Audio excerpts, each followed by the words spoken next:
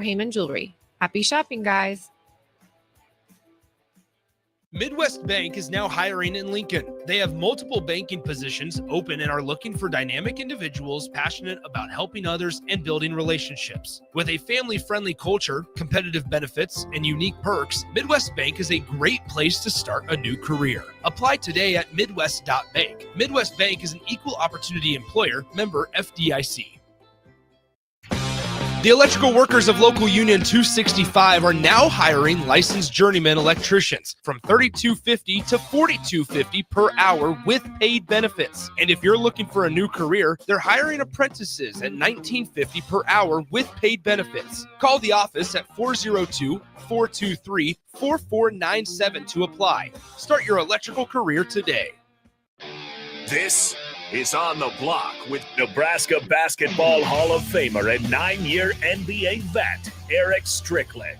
Nebraska Football Hall of Famer, Jay Foreman. Middle school basketball coaching legend and Duke basketball shooting coach in his mind, Austin Orman. Coming at you live from the heart of Lincoln, America. On air and online at theticketfm.com. Sponsored by the Mercado by Certified Piedmontese. This is On the Block with Eric Strickland, Jay Foreman, and Austin Orman. No, it's not. Just a dynamic duo. Strick and Austin with you. Welcome to it. We're here at 1040 O Street for the next couple of hours for On the Block. I'm Austin. To my left, you're right if you're watching on stream. To your, I guess it's coming out of the same spot on your radio dial if you're listening in your car or on your app. Eric Strickland. What's up, partner? How are we feeling today? What's Wonderful. The vibe? Man, the vibe is vibing. Vibing, you say? It is vibing. Good sleep, good rest, good walk, good workout, good people. You know, it feels good to what's the slogan? Nebraska, the good life. Yeah, that's what it's about today, baby. The good life. It's a good day. Are we going all Jimmy Butler and Buddy Hield on Fools today? You see their press conference? Oh, I missed the press conference. Dude, I did not. I was so sleepy. They're going off. What they talking on each other? So who was it? Jimmy Butler and Buddy Hield. They were going off on each other, against each other, on each other. Yeah. Like Hart was going against Coach Brunson? Thibodeau. It's like older brother, little brother kind of stuff. Oh, okay. So I don't think Jimmy Butler likes to be called Batman or Robin, and so Buddy Hield keeps calling them Batman and Robin.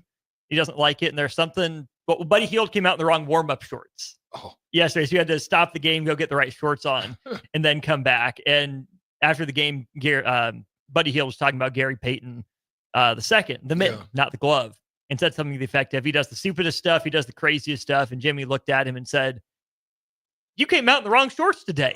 The audacity. Yeah. So it's comedy. I don't know. Yeah. Who's your buddy cop duo from the movie? Where are you going? My buddy cop. You mean somebody that I dealt with in a similar manner? Let's just go with movies first. You're the movie buff. Okay. Who's your favorite buddy cop duo? Buddy cop. Yeah. No. Those two. I don't know if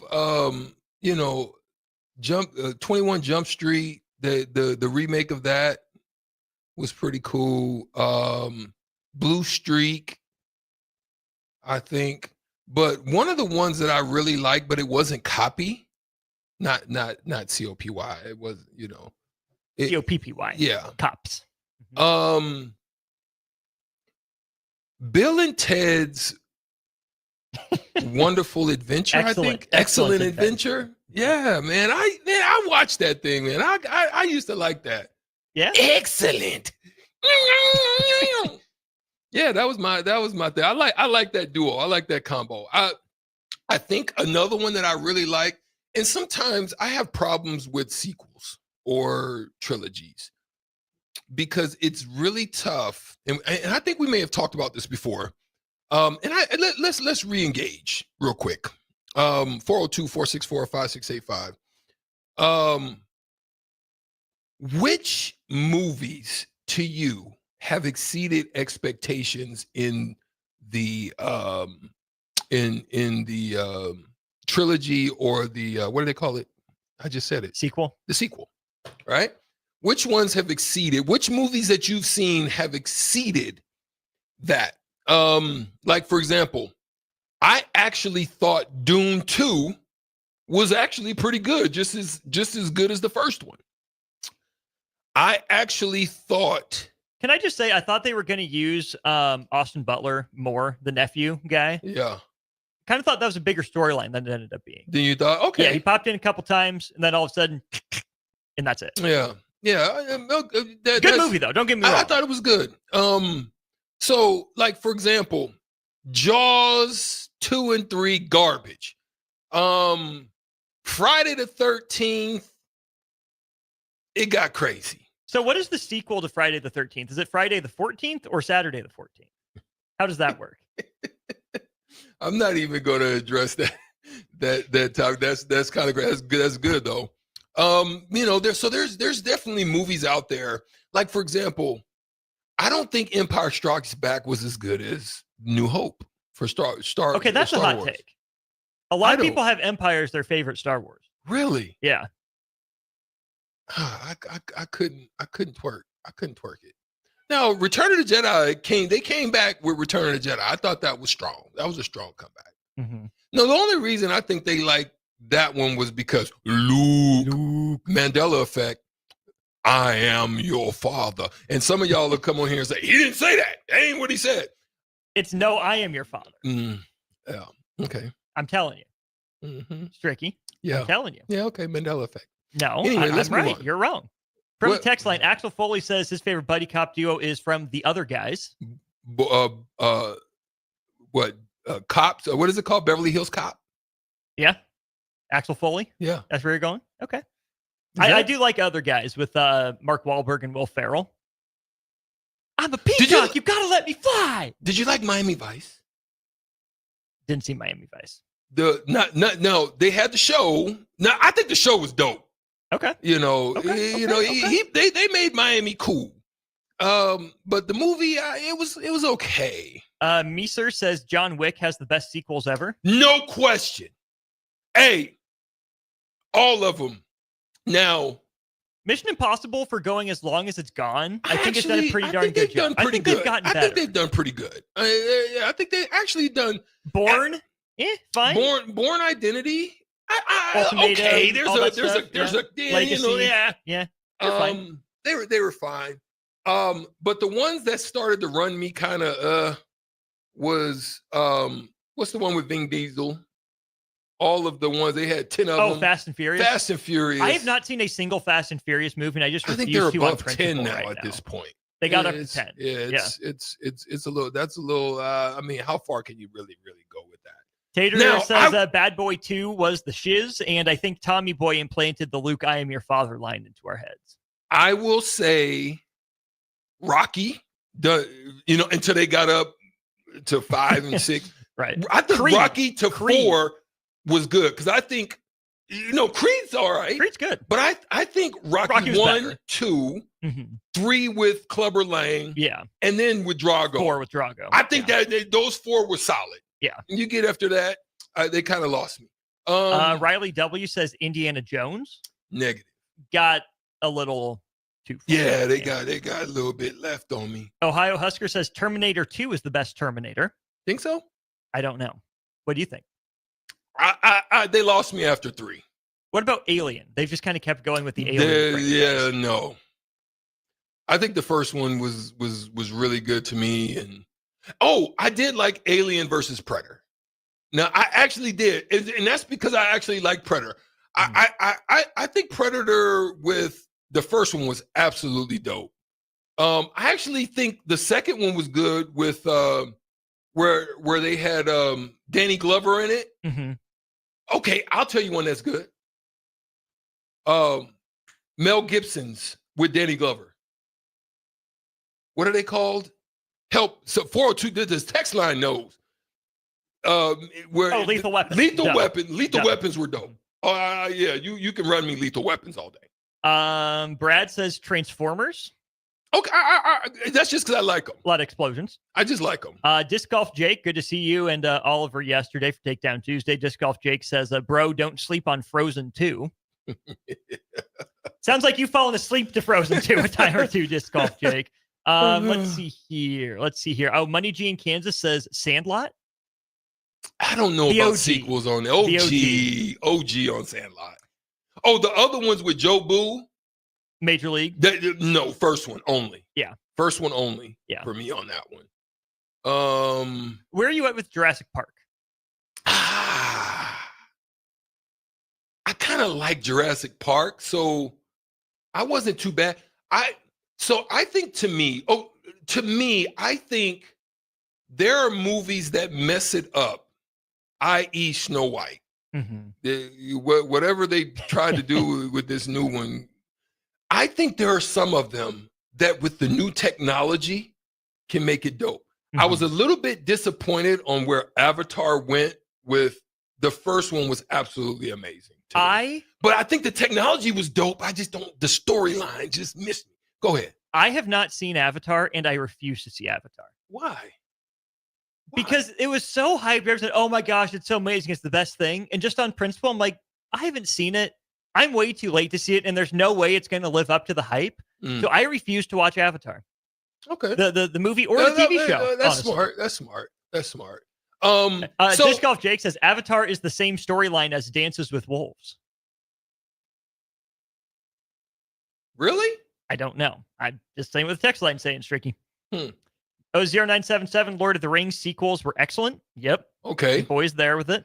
Are you a Hogsworth fan? Harry Potter. Yes, I'm a Harry Potter fan. So to you, all the Harry Potters was absolutely phenomenal. I thought Harry Potter got better when they got the new Dumbledore. See, I couldn't even tell you what that is. I was a little bit behind on it. I did watch a couple of them. I just wasn't able to get into it. I definitely like the Lord of the Rings. I like that. There's another one. I was very disappointed on what they did with what's the one with the dragons? Game of Thrones? I was disappointed on how they right now of what they've done beyond that. Boy, the way that and the ending of it was garbage. But that's not a movie. There's just things I think about. Where are you at with the Dark Knight trilogy? Christopher Nolan and Batman. Who was the best Batman? Get on it. Christian Bale. You thought Christian Bale was the best one? I thought what's my guy? The first one. Gosh, what's his name? The actor. I cannot think of his. He's a good actor too. What else did he play in? You thinking Heath Ledger? No. Oh, he was no. Yeah, who was that one? The Joker? No, Heath Ledger. No, who? Yeah, Christian Bale was Batman. No, not him. You thinking Val Kilmer? Are you thinking Michael Keaton? Michael Keaton. I like Michael Keaton. For some reason, there's just this calm, cool, Val Kilmer wasn't bad. I think Val Kilmer was a good actor. I think some reason he got blackballed and Val Kilmer should have been Iceman. Oh wait, man, he was. That's he was. Mr. Freeze. Oh, you stupid. Yeah. Now, see, that's the one that kind of lost me when they had. I think Jamie Foxx's Mr. Freeze. That one wasn't really great to me. We have 2 votes for Val Kilmer. We have 2 votes for Michael Keaton. We have 1 vote for Ben Affleck. Negative. As the best Batman. He's probably the last one for me. Yeah, that was not great. Huskers P says, what about the Wesley Snipes Vampire series? I messed with Blade. Messed with Blade? I messed with Blade. That Blade, that's one. A good call. Who said that? Another one from Michael Keaton. He's taking the lead. Who said? Oh, it was Arnold. Thanks, Riley. I know. That was Riley Washington, wide receiver extraordinaire. Thank you for that. I was joking. I was joking about Val Kilmer. That was the entire point, right? I know. What did Tater, Christian Bale for sure. My man. No, whatchamacallit? Well, which one did Jamie play? He played something. He was some type of villain. I thought he was the Freeze dude. He was Electro in Spider-Man. Electro. But that was in Spider-Man. It was Spider-Man. Yeah. Are you rolling with Spider-Man's sequels? I like the one with the Green Goblin. I thought that was the best one. My brothers will give me flack for this. I didn't really like the early Spider-Mans. The Tom Holland ones I've appreciated more. Did you like the one with the octopus or the one with the Green Goblin better? Mr. Octopus? Nay, take it or leave it. Yeah, take it or leave it. Either way. Yeah. Men in Black probably should have stopped after one. Yeah. You know, they should have did this to me and put I know there's one in here. There we go. They should have did this to me right here, Austin, and put this thing up and said, and I would have forgot about that. That's what they should have did. Bad Boys? Will Smith, Martin Lawrence? There's a couple of them that were good. Yeah. The one with his son was probably the last one. The new one, okay. Not too bad. Bad Boy's not too bad. Fair enough. Yeah, good stuff. Yeah. 402-464-5685. Keep them coming if you have any thoughts. Let's get into real quick. Unnamed Texter texter 4311 went all the way back to the leotard Batman of Adam West. Wow. Yeah. He took us all the way back on that one. You aged yourself on that one, my boy. Stricky, we have a new buddy cop duo in Dallas. Really? CD Lamb and George Pickens. Ooh. The Steelers trade George Pickens to the Dallas Cowboys for some draft compensation. Can the coaching staff handle the drama with Pickens? What do you think? New first-time head coach. First-time head coach. That's the part for me, because Dallas is a place with the way that they love their Cowboys that he could get lost in the shuffle. Like Pittsburgh is like that too. Yeah, Pittsburgh is like, but Dallas is a different animal. That's going to be interesting to watch. I'm going to keep my eye on that one. That's going to be interesting to watch. First-time head coach is intriguing with Brian Schottenheimer. Dak gets more weapons. Dak gets another weapon. And by all accounts, good leader, great teammate.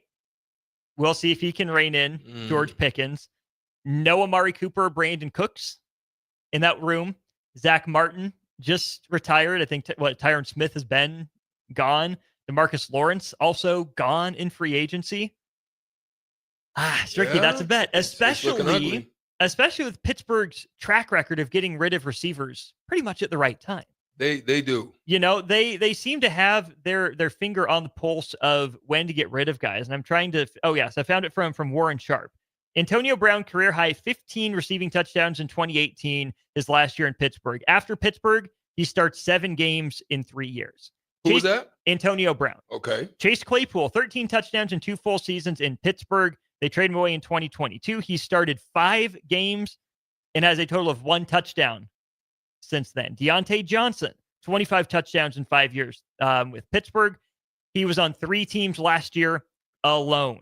Juju Smith-Schuster, 26 touchdowns in 5 years with the Steelers. He's now on 3 teams in his last 3 years. Even Martavius Bryant never caught a touchdown after Pittsburgh let him go. They don't bite into the forbidden fruit. They do not. It's just going to be interesting to monitor because I think it's a worthwhile gamble for the Cowboys because they need another guy. With Cooper out of the building, they needed a wide receiver too. They didn't go get one in the draft. We know Pickens has the physical talent, Stricky.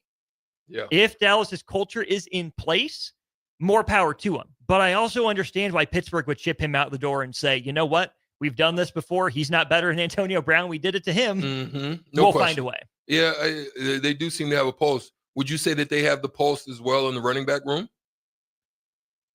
Or do they hold on a little bit longer there? I still think the part that they've missed, and I think this is still going to be a hindrance to them in anything going forward, is they have not been able to land their Roethlisberger, their old school. The Bradshaw, Aikman. They haven't been able to land that guy. And they've missed. I'm talking about Pittsburgh. And they've missed. So I Kenny think they Pickett won't wasn't that? No. Really? No. Mason Rudolph? And then who's the quarterback now? That's the point. They don't have one right now. So now you lose Russell Wilson and you lost CJ. Well, who was behind it? Well, Justin Fields. That's it. Not CJ. CJ's down in Houston. My bad. H-Town. They kind of look similar to me, but in my head. You lose both of those guys. So you know, where do you go? I mean, they're really banking on Aaron right now. They're putting all their eggs in the basket, basically, for the 1 year, hopefully find another weak draft. They, I can understand why they avoided that possibly. But they could have got somebody late. Worth a shot. But anyway, I don't know. Yeah, Money G in Kansas says, I'm going to bet on the Steelers track record. Go Steelers. Riley W says, Jerry is going to have a mental breakdown when Pickens crashes out during his first game. I was rereading a feature that someone posted here, Strick, about George Pickens, who said, when asked, why does he like to block so much? George Pickens' answer to this writer was, I like to block because when I'm not getting the ball, I still like to have eyes on me, so that way I still have attention and get the ball again. Lost me on that one. Cause a scene, people looking at you. I guess that includes the quarterback. Lost me on I that don't know, one. man. George Pickens, get George Pickens. I think for me, when I was a receiver, it was the game.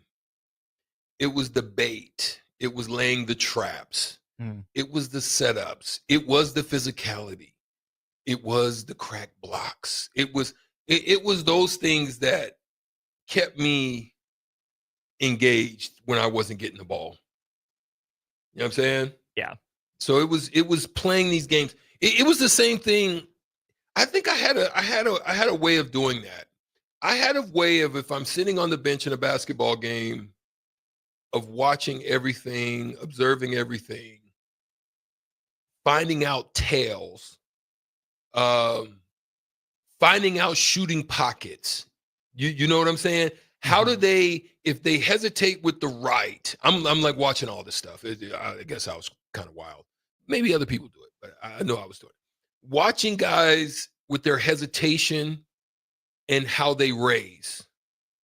So not that they get to a spot, because I'm trying to stop them from getting to the spot. So where do they come up? Do they go straight up from do they come outside? Do they come up to the side? Do they come across body? Like that way I can trigger it in my mind where my reach points are. I used to play games like that. Yeah. Or watching offensive sets, I'm watching the point guard. Okay, they're calling this. Okay, what are they trying to accomplish here? Okay. So if that rotation. Okay, I'm playing these games while I'm sitting over there just, trying not to be bored. I did the same thing in baseball. So that way I didn't fall asleep. And that was the worst time, trying to eat sunflower seeds and not fall asleep in the dugout. What was your go-to sunflower seed flavor? Regular. Yeah, regular salty. Did you spit out into a cup, or did you spit your sunflowers on the floor? I was more of a gum guy. Oh, you was Big League Chew? Not specifically, but I preferred gum. If I was going to have sunflower seeds, I'm with you. Like salt and pepper were good for me. Honestly, the bacon sunflower seeds were pretty good as well. But that's the new age stuff. But I couldn't do barbecue. I couldn't do dill pickle. I couldn't do any of that stuff. Those are gross, man. I can't do it. They didn't start doing that. But they're going on the ground. I mean, in the stands, sure, you spit them into a cup, right? Keep the place clean. I get it. But if you're a baseball player, you need the experience. You huck on the floor. A hawk what? Anyway. Brad says Dak MVP. Okay. Unnamed texter 3195. I need to answer that question. You got to explain what a crack. He's saying that. He says you got to explain what a crackback block is. Yeah, after Kenny Bell, they nullified that. Kenny Bell put the woo-ha on somebody. No, that was a crackback block. That was a not a crackback. That was a blindside. Yeah, blindside block. But it really wasn't, because the guy should have seen Kenny coming. But he got him in. That was the rule. If you get him helmet in front, that's clean. I still will never forget that. That's the wildest thing that you know what's funny? That Wisconsin guy will forget it. Yeah. He got he got laid out. But a crackback block is basically like they would send you in motion, and there's going to be some form of a counter, a sweep, depending on the blocking scheme or where the tight end and the defensive end, if he's a wide nine or whatever, he may go get the linebacker and I get the end, or if he's kind of head up on the tight end, I'll go get the linebacker for a sweep or a quick screen or, something like that. So you literally get to tee off on whoever it is that don't know you're coming. I used to love that block. Yeah, because you know why? Because they used to headhunt. Now, Stricky played back in the headhunting days. You come across the middle, you might get decapitated. Dang. Not literally, but that's what we used to call it. So I was glad I got to play defense, Austin, because that was my get back. Y'all came at me? Okay. I see it. I see you. Yeah, anyway, there we go. Let's go ahead and take our first break of the show. When we return, some Nebraska news. Nebraska will be headed back to the Sanford Pentagon in Sioux Falls for another game. Huskers just lost up there for the first time in this little non-conference challenge last season to St. Mary's. A familiar foe will join the Huskers up in Sioux Falls, and Nebraska also gained a commitment that'll join the team for the 2025-26 season. We'll talk about that in our next segment here during On the Block. Follow Austin Strick and On the Block on Twitter at Austin Orman, eStrick20, and On the Block 93.7. More of On the Block coming up. Roses are red, violets are blue. You should treat mom to some barbecue. At Hog Wild Pit Barbecue, we think award-winning moms deserve award-winning barbecue without having to lift a finger. We invite you and your family to gather around our table on Mother's Day for Hog Wild's slow smoke favorites, or place an order to go online at gohogwild.com for a spring picnic where mom is the guest of honor. We look forward to seeing you this Mother's Day. Hog Wild Pit Barbecue, 3210 Cornhusker Highway in Lincoln. Hi, Sean Callahan here for Koppel Chevrolet GMC, and they're having the biggest hail sale they've ever had. A huge opportunity is at your front door right now. Some of these cars we're fixing, some we're not, and some it's totally up to you. New Sierra starting at $15,000 off list. New Canyons at $8,500 off list. New body styles on the Acadias, $3,000 off list. You need to hurry as there's going to be a lot of people heading to Louisville. Check us out at koppelcars.com. Stock numbers G121492, G187747, and G196599. Now's the time to schedule your air conditioner service check with Bryant. Make sure it's ready to keep you cool and comfortable when you really need it. Call Bryant Air Conditioning and Heating, 467-1111.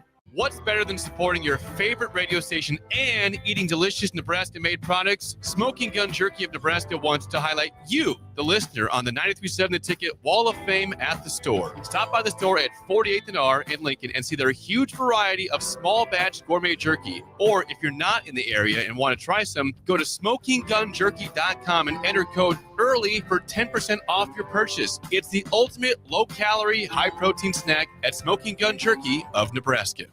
Hey, what are you talking about over there? Huh? I said, what are you talking about? You know, Bill, I think it's time for both of us to get our hearing checked. We should head over to Christensen Hearing Analytics. Oh, yeah, I've heard about them. They offer a free hearing consultation and screening, affordable hearing aid prices, and a knowledgeable staff with over 30 years of experience. Visit Christensen Hearing Analytics today in Williamsburg Village or give them a call at 402-489-3450. Christensen Hearing Analytics. A better life starts with better hearing.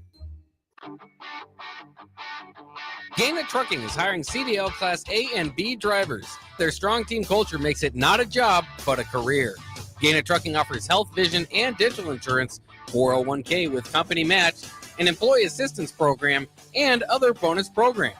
Build a better career today with great team culture at Gaina Trucking. Learn more and apply today at GainaTrucking.com. Hey, it's your girl Jordan from Sartor Heyman Jewelers. It's official. Wedding season is here. And we know that every detail counts. From bridal party gifts to the finishing touches for the bride and groom, discover our exclusive selection of watches and fine jewelry. Did you know we even offer in-house engraving?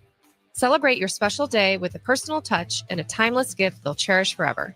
Until next time, this is Jordan at Sartor Heyman Jewelry. Happy shopping, guys. Get ready for the largest dirt late model event in Nebraska, race fans. The Lucas Oil Late Model Dirt Series is heading to Eagle Raceway's High Bank Heist on Thursday, May 15th through Saturday, May 17th. See the greatest dirt late model stars in the country compete for $10,000 to win on both Thursday and Friday, and an enormous $50,000 to win 75-lap main event on Saturday. The High Bank Heist, May 15th through May 17th at Eagle Raceway. For more info, visit eagleraceway.com. Let's go Lucas Oil Late Model Racing. Eagle Raceway, just 10 miles east of Lincoln on O Street. 93.7 The Ticket is your home for every Kansas City Royals baseball game. Bobby Witt Jr., Salvador Perez, Vinny Pasquantino, and the rest of the Royals attempt to make the postseason for the second season in a row. And you can hear all the action on 93.7 The Ticket and theticketfm.com. Your home for Kansas City Royals baseball. Now back to On the Block with Eric Strickland, Jay Foreman, and Austin Orman.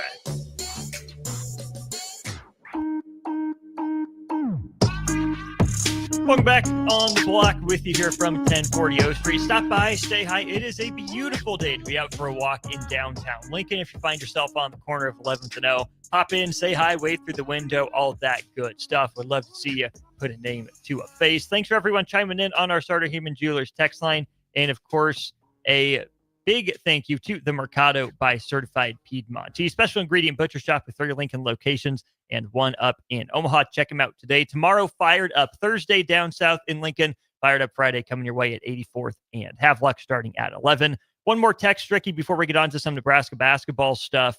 Disc Golf Jake says, crackback blocks are what created cross-country runners. A lot of people say, shoot, let me go over here and do some long-term running instead of what's going on out here. I do have one other thing. I got my large shipment of WTF shirts. There are a couple different versions of them. I will bring them in. Well, actually, follow me on Twitter, on X, at estrict20, or on Instagram at estrict2020, and I'm going to reveal them. I'm probably going to pull them out. I've got more coming, and I'm going to reveal them. I'm going to reveal them probably tonight. Definitely, I'm going to wear one tomorrow, but I'll definitely reveal them tonight. So keep a lookout on for them, and then we'll also we'll probably get them posted on the. Also tap into the 93.7 The Ticket website, as well as the app, 93.7 The Ticket app. Go on over there, and they'll probably be there as well. Yeah, you can pick those up. I think they're pretty dope, actually. There's a few different versions. We'll get them out there. There you go. Stay tuned for that. At estrict20, probably the best place to stay tuned for the drop, I would say. Mm-hmm. There you go. At estrict20. Stricky, a team that you're familiar with from your Big 8 days, Oklahoma is going to join Nebraska up in Sioux Falls for a non-conference game. We've seen Nebraska go through Oklahoma State, Oregon State, then last year St. Mary's. Now the Huskers will get former Big 8, Big 12 foe Oklahoma up to the Sanford Pentagon. I think that's going to be a blast. We may have to take another visit. Oh, it's not a might.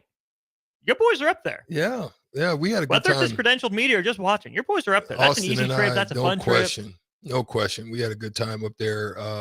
Came up a little short. They didn't play bad. Just didn't finish it off. But it didn't start it off. They finished better. They finished better than they started. Mm-hmm. I have great memories of playing the Sooners, and because it was them and it was Tubby, and at the end, he's at Houston now. Oh, Kelvin. Sampson. Yeah, Kelvin. But Tubby early.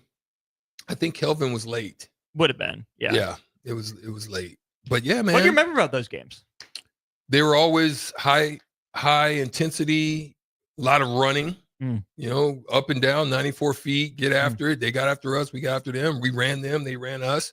It was back to back. If we scored, they might have been on the way to try to score again. And I'm good friends with Skeeter Henry, who's a former Husker. And I may maybe get him on the show when that time comes to talk smack. I like to get on here with my friends, and hopefully we get the win so that I can really talk smack. Right. But they were great games. They were really intense. They were, in the hundreds sometimes, high 90s. Yeah, we was getting them up. There's no doubt about it. How was their arena? It's like a bowl. It's very circular. all the seats kind of go down into it. Have you been it's to nothing Iowa? special. Is it kind of like Iowa? Similar in a way. Yeah, in a way. Like even the side on the sides, they kind of was like angled in the circle. Like it just everything kind of, so if you're on the corner, normally, you might have them this way where you kind of got to turn your head. Every angle was like angled towards the arena. Yeah. It's an old arena though. I mean, shoot, they got to be up there with where Devaney is, if not older, and they haven't really done a lot of upgrades to it. I'm surprised. But because Oklahoma's had some off and on basketball success. You think about Blake Griffin and his brother Taylor, I believe it was back in the day.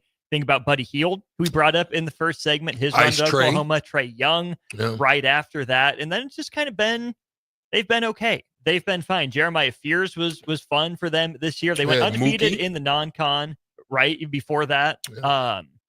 So Strick, I do like this game because it's Nebraska, Oklahoma, right? I mean, let's reignite this old rivalry. Guess how many times, not including this game, since Nebraska left the Big 12, that Nebraska and Oklahoma have played in basketball? I would have to say once. Once. Yeah. Do you remember when and where it was? I think it was in Oklahoma, wasn't it? It was not. It was in Orlando when Nebraska went down for that early season tournament when Derek Walker was out for them. So Nebraska's starting lineup in the last game against Oklahoma was Emmanuel Bandamel, CJ Wilcher, Juwan Gary, Sam Griesel, and Blaze Keita. Did we win? No, Nebraska did not win. It was a 13-point win for Oklahoma, 69-56. That game, Nebraska shot just 3 of 14 from 3 and 11 of 19 at the free throw line, 21 of 50 overall. Dismal. Here are some names for Oklahoma, though. You had the Groves brothers that transferred in after their run at Eastern Washington. You had CJ Noland, who was around, Grant Sherfield, who was an interesting player that some real college basketball heads might remember, all Mountain West guy a couple times, started his career at Wichita State. But on Oklahoma's bench, Stricky, Milo Suzanne, who just got done leading Houston to the precipice of a national championship game. You had Otega Owe, probably Kentucky's best, most consistent player this year, and Joe Bamisile, who ended up at VCU playing a pretty big role for them in the A10. So if Oklahoma had kept that crew together, that might have been fun to witness. But I think that'll be a good early season test for Nebraska. Oklahoma, of course, coming off an NCAA tournament appearance. They lost in the first round to UConn. Then the addition to the roster, Stricky, a foreign big man. Stop me if you've heard this one before. That'll make 4 of them on the roster for Nebraska. Obviously, Rink Mast, Berke Buiktenjo. You get Ugi added to the roster. And now another one from Iceland, Leo Curtis. He's a center listed at 7'1". So as a senior in high school, listed 7'1". But what's the weight? We'll see about that. That's the part. He chose Nebraska over Washington, Texas, and I believe a couple other schools in there as well. He says he chose Nebraska because of how the coaches used the bigs and help players develop. He said he was going to take more visits, but Nebraska had really everything he needed. It was the right fit. And Stricky, Nebraska got an assist from 2 former Huskers on this one. Thorir Thorbjarnason and Mate Kavas helped sell Leo Curtis on Nebraska. So intriguing. You like height. You like a developmental big man. He's listed as a top 100 recruit. I think top 85 in the country right now. How many years? He's going to be a freshman. That's amazing. So get him in fresh or the first school. But Stricky, do you know who the last top 100 post recruit was for Nebraska? Postman. That was in the top 100. They committed to Nebraska. Oh gosh, I know his name. What's the? It's right on the tip of my. Nebraska's on this year. The big. He had a big body. Gosh dang it! Well, my name is drawing a blank. I will just tell you it's Wilhelm Breidenbach. Oh, it was Breidenbach. Who was the big fella I was talking about? He worked people out in the post. Big body. Scored a lot of points. It might have been even Big 12 days. Alex Marich? Yes. Yeah, that was a long time ago. Yes. He was not top 100. No, he wasn't. But he was very good. Hey, March, very good player. March worked out. He's one of the first players I remember for Nebraska. Yeah, Alex March used to give people work in the block. Mhm. Yeah. I liked him. Mhm. Okay. Bryce Williams just broke his single game scoring record last year. Did he? Yeah, March had 41. Bryce got 42. Yeah. That's what's up. So here is the line on Curtis. So while playing for D1 Iceland in 2023-24, he averaged 15.4 points, 9 rebounds, 1.7 blocks per game, shot 65% from the field and 42% from three. With the Icelandic national team, it's what it's looking like. Yeah. With the Icelandic national team, averaged 5 points, 4 boards, and 1 block per game in the U20 Euro Championship. So lump of clay, Stricky. Now it's on Nebraska to figure out a way to mold him. Well, if I'm Nebraska, I'm trying to definitely get him seasoned under rink with an understanding of you're up next. No pun intended. Europe. But I want him with some Chet handle. Like I'm working on his handle because I want him. Because what they do with some of the bigs now, they press their handle. Oh, is this what you want to do? Hezzy, handle, cross, Hezzy, go. I'm in here and somebody's in the paint getting. I don't want to say it because it's a pause, Eric. Yeah, that part. That's what I want. I want him. European players normally at that height have some form, but I really want him to have a high, handle, good handle, high level handle. Because if he can do that, that's gonna keep you in a different form of most people out here, outside of what Golden and that group used to do up at, pretty solid. But even then, their footwork wasn't good. I'd be working on his footwork. Shout out to Kurt Joseph. Kurt, I know. I hope you're listening. Footwork with big fella. Get him right. Have his footwork right. I'd even bring in if I could get Dan to throw in a little cash. I'd bring in Akeem and just give me a summer with him. I'd get him right. You know what I'm saying? Watching the highlights that are posted here on 3, got a decent handle. He's pushing in transition a little bit. Certainly skinny. I would say he probably has a little bit more athleticism in terms of vertical pop and foot speed than Rink Mass does. Not a smooth handle yet necessarily, but the fact that he's attempting this stuff at his age and this part of his development is a good sign that there might be some more in there. Long, gangly, a lot of limbs going every direction right now. But like you said, Strick, footwork with Kurt Joseph can absolutely get that under control. And I do think this is probably the most natural successor to Rink Mass for Nebraska if they're able to keep him, right? Taller guy who's averaged some assists. He can pass, can shoot it from long range. I still think Oogie is probably more of the low post scorer. And I just don't trust Bear Cable Utenjel to develop into the next Rink Mass. So it's going to be curious to watch how Nebraska uses those two guys. I assume, Strick, in conjunction with Rink Mass. I think Nebraska is really leaning into this too big mindset. And that's where Nebraska getting so much front court depth. If we see this Curtis fellow from Iceland, something's gone terribly wrong. Yeah. But that's okay. You definitely want him to get here as early as he can, get in the weight room as early as he can. You want him to be a gazelle because listed at 220, by the way. I just found not that. bad. That's not bad at 19.71. That's actually not bad. I mean, shoot, Mikey came here at 210. You know what I'm saying? Right. We used to buy Mikey for Mikey Moore was the cat. We used to buy him Domino's pizza and be like, bro, eat all of this. And then Mikey was eating he would eat 2 Domino's pizzas and we would be like, bro, where the weight at? Like, I'd have to be careful. Me and Badge would have to be careful about the way we eat that stuff because it would jump on us. And we like, Mike, can his metabolism or something, he just could not put it on there. I mean, they had an eating plan and everything. But he ended up getting up there a little bit. He ended up getting a little more. But anyway, we hoping he don't have the Mikey Moore syndrome. Right. Yeah. And then on the women's side, Stricky Nebraska women's basketball will be playing North Dakota State up there at the Sanford Pentagon. North Dakota State 21-12, 11-5 in the Summit, went to the what would that be? The quarterfinals, the Elite Eight of the WNIT for the first time in program history. So just like last year, the women will go up, the men will follow up. I think that's a great setup for Nebraska, for Nebraska fans. Hope to keep that rolling. And they showed up. They showed up last time. It was nice and full up in there in the in South Dakota. It was nice and full. 5703 says Mikey Moore had to run around in the shower to get wet. Man, that's a fact.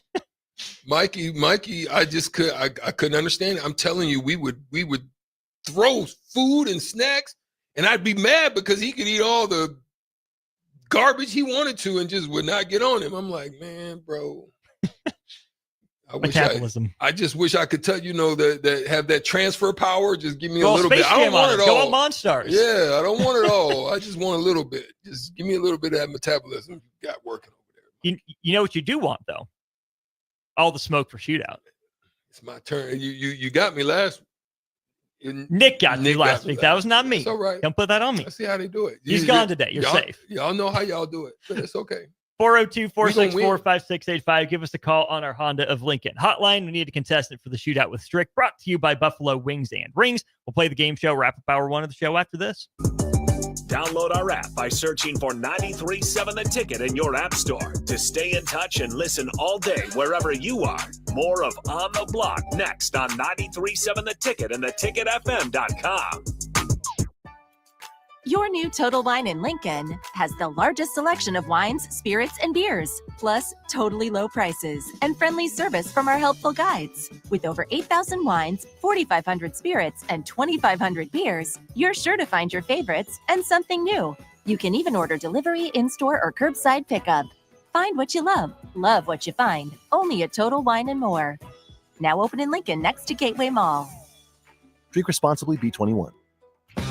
The electrical workers of Local Union 265 are now hiring licensed journeyman electricians from $32.50 to $42.50 per hour with paid benefits. And if you're looking for a new career, they're hiring apprentices at $19.50 per hour with paid benefits. Call the office at 402-423-4497 to apply. Start your electrical career today. Are you a fan of local wine, craft beer, cider, or spirits? Don't miss SIP Nebraska's 12th anniversary celebration, May 9th and 10th at Mahoney State Park, and join others who share your passion for great drinks. Enjoy unlimited tastings, live music, delicious food, artisans, and lawn games as you celebrate Nebraska's vibrant beverage industry. And when you find one you love, you can buy a bottle to take home. Choose your ticket package at sipnebraska.com. The SIP Nebraska Spring Festival, a Blur event, May 9th and 10th at Mahoney State Park in Ashland. Support Matt Talbot Kitchen and Outreach on Give to Lincoln Day. Your gift will be received by a portion of Lincoln Community Foundation's matching fund. Homelessness is a complex problem facing our community. By working together, we can find solutions. Your donation for Give to Lincoln Day moves us closer to ensuring that everyone in Lincoln has a safe place to sleep at night. Because of your generosity, hope lives here. Give anytime through May 29th at givetolincoln.com. Hey, what are you talking about over there? Huh? I said, what are you talking about? You know, Bill, I think it's time for both of us to get our hearing checked. We should head over to Christensen Hearing Analytics. Oh, yeah, I've heard about them. They offer a free hearing consultation and screening, affordable hearing aid prices, and a knowledgeable staff with over 30 years of experience. Visit Christensen Hearing Analytics today in Williamsburg Village or give them a call at 402-489-3450. Christensen Hearing Analytics. A better life starts with better hearing. Mike, the insurance company wants us to replace the roof. Wait, what? I thought everything was fine. Yeah, it says right here our roof is too old and they won't be able to cover us anymore. I guess it is 15 years old. Hi, I'm Austin with Roofing Service Company. We help homeowners with their roofing and siding projects. Financing options are available and we can get you under a new roof no time at all. If this sounds like you, visit roofingservicecompany.com. That is roofingservicecompany.com. Start your Sundays off right with Jeff and Nicole Essink on Fitness Fanatics. Jeff and Nicole discuss health and wellness, how to achieve fitness goals, and more through the life of gym owners and gym goers. It's Fitness Fanatics from 9 to 11 a.m. on Sundays on 93.7 The Ticket and theticketfm.com. At Planet Fitness, we're declaring it. This is the year of getting stronger, and you can get started now by saving when you join today.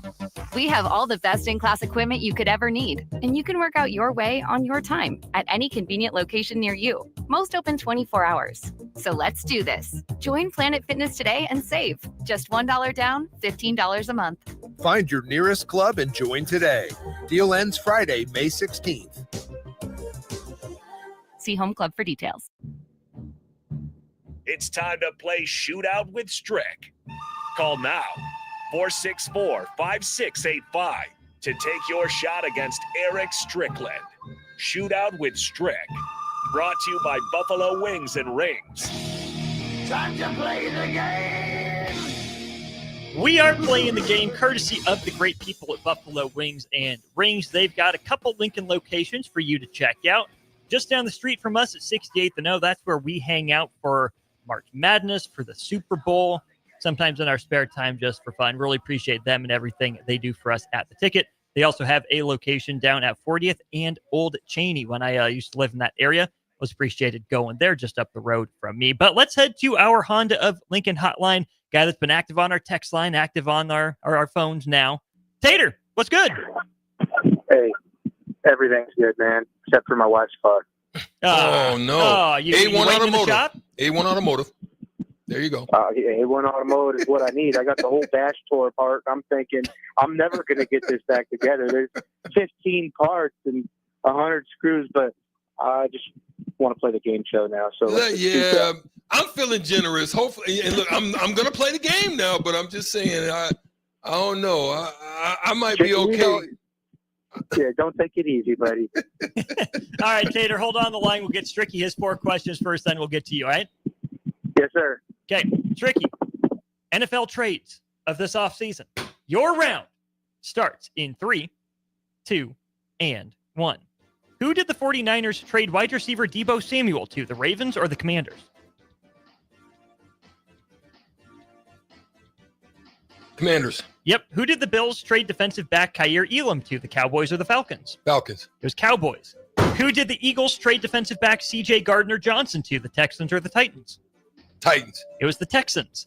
And who did the Eagles trade Kenny Pickett to? Cowboys. Is not the Cowboys. Oh, wait! No, you already said it. Wait! What you got? I did say it. What you got? Oakland. Not Oakland, Las Vegas. 0 for 4. Cleveland. Trading for the Browns. Dang, my boy. Dang, that is a 1-point round. Tater, whenever this car gets fixed, if you get 2 questions correct, you got $30 to take that car to Wings and Rings with. You good? You ready? Yeah, let's go. Okay, your round starts here in 3, 2, and 1. Who did the Seahawks trade wide receiver DK Metcalf to, the Steelers or the Patriots? Patriots. It was the Steelers. Who did the Chiefs trade guard Joe Tooney to, the Bears or the Lions? Ooh. Let's say the Bears. It was the Bears. Who did the Patriots trade quarterback Joe Milton to, the Cowboys or the Eagles? Cowboys. It is the Cowboys. And who did the Texans trade offensive tackle Laramie Tunsil to?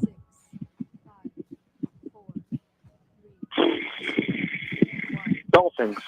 It is not the Dolphins, but it doesn't matter. That's bull junk. Give me a hell yeah. That was the easiest question ever. I said give me a No, hell sir. Yes. Joe Milton? Tater, you did it. To the Cowboys? Congratulations. You're going to use any Wings team and but the Rings Cowboys. are yours. Hold on the line. We'll Now get my your kids can information. eat. Yeah, Tater. Yes, sir. All right, man. Get that car fixed. Bruh, you could have used any team but the Cowboys. I gave you a Cowboys one, too. Cap. You got it wrong. Cap. Unbelievable. Let's play the tiebreaker just for fun. Not giving anything away for it, just for fun. Quarterback Josh Johnson is suited up for the most different teams in NFL history, Stricky. How many different NFL teams has Josh Johnson suited up for? Keep going. 10. Keep going. Stop it. Keep going. 15. Overshot it. 14? 14. Almost half the league? It's half the league. Sheesh. 14 teams for Josh Johnson. My goodness. That's a lot of movement. I hope he's not married. I don't know. Wifey might not like that. And if you got kids and wife, maybe she just doesn't travel. Maybe she doesn't travel. She's got home base. There we go. I can't imagine. No, never mind. No. Yeah. Hour 2, NBA. Stricky, the Cavs are in trouble. Whew. Tyrese Halliburton's bank account take a little hit, but it's not a 2-0 deficit in a series set. So we'll talk about the Pacers. We'll talk about Steph Curry. He is out for at least a week with a hamstring strain. What does that mean for the Warriors and the Timberwolves? And then tonight's games as well. Before we talk some Husker baseball with Evan Bland of the Omaha World Herald after Nebraska falls to Creighton at Haymarket Park last night. Thanks again to Buffalo Wings and Rings for their sponsorship of the Shootout with Strick. Hour 2 of the show in a moment.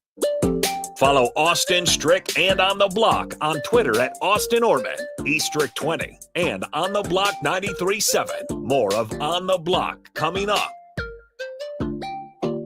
Schweizo Construction is now hiring for skilled craftsmen, steel erectors, concrete workers, and general laborers. Schweizo Construction offers great benefits like premium wages, health and dental insurance, paid holidays and vacation, 401k with company match, life insurance, and disability insurance. They pride themselves on a legacy of 40 years built on integrity and trust. Joining their team means becoming part of a family that values hard work, dedication, and mutual respect. Apply today at schweizo.com. That's schwisow.com. Support Matt Talbot Kitchen and Outreach on Give to Lincoln Day. Your gift will be received by a portion of Lincoln Community Foundation's matching fund. Homelessness is a complex problem facing our community. By working together, we can find solutions. Your donation for Give to Lincoln Day moves us closer to ensuring that everyone in Lincoln has a safe place to sleep at night. Because of your generosity, hope lives here. Give anytime through May 29th at givetolincoln.com. This is Lincoln's home for sports talk on the FM dial. Also online at theticketfm.com. On the internet. KNTK FM Firth, 93.7 The Ticket. Authentic Mexican food is not always easy to find, but you can find it in Lincoln at Tacos Los Hermanos.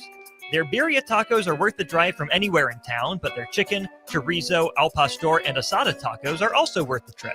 You can also try any of those meats in a burrito or quesadilla. You won't find a better toppings bar in the area or better dessert options. If you can't get there, don't worry, they do deliver as well. Stop by Tacos Los Hermanos for lunch or dinner today at 70th and Havelock Streets in Lincoln.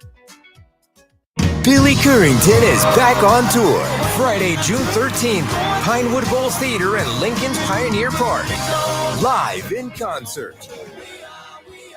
Tickets on sale now at Ticketmaster.com. Why wait for fall?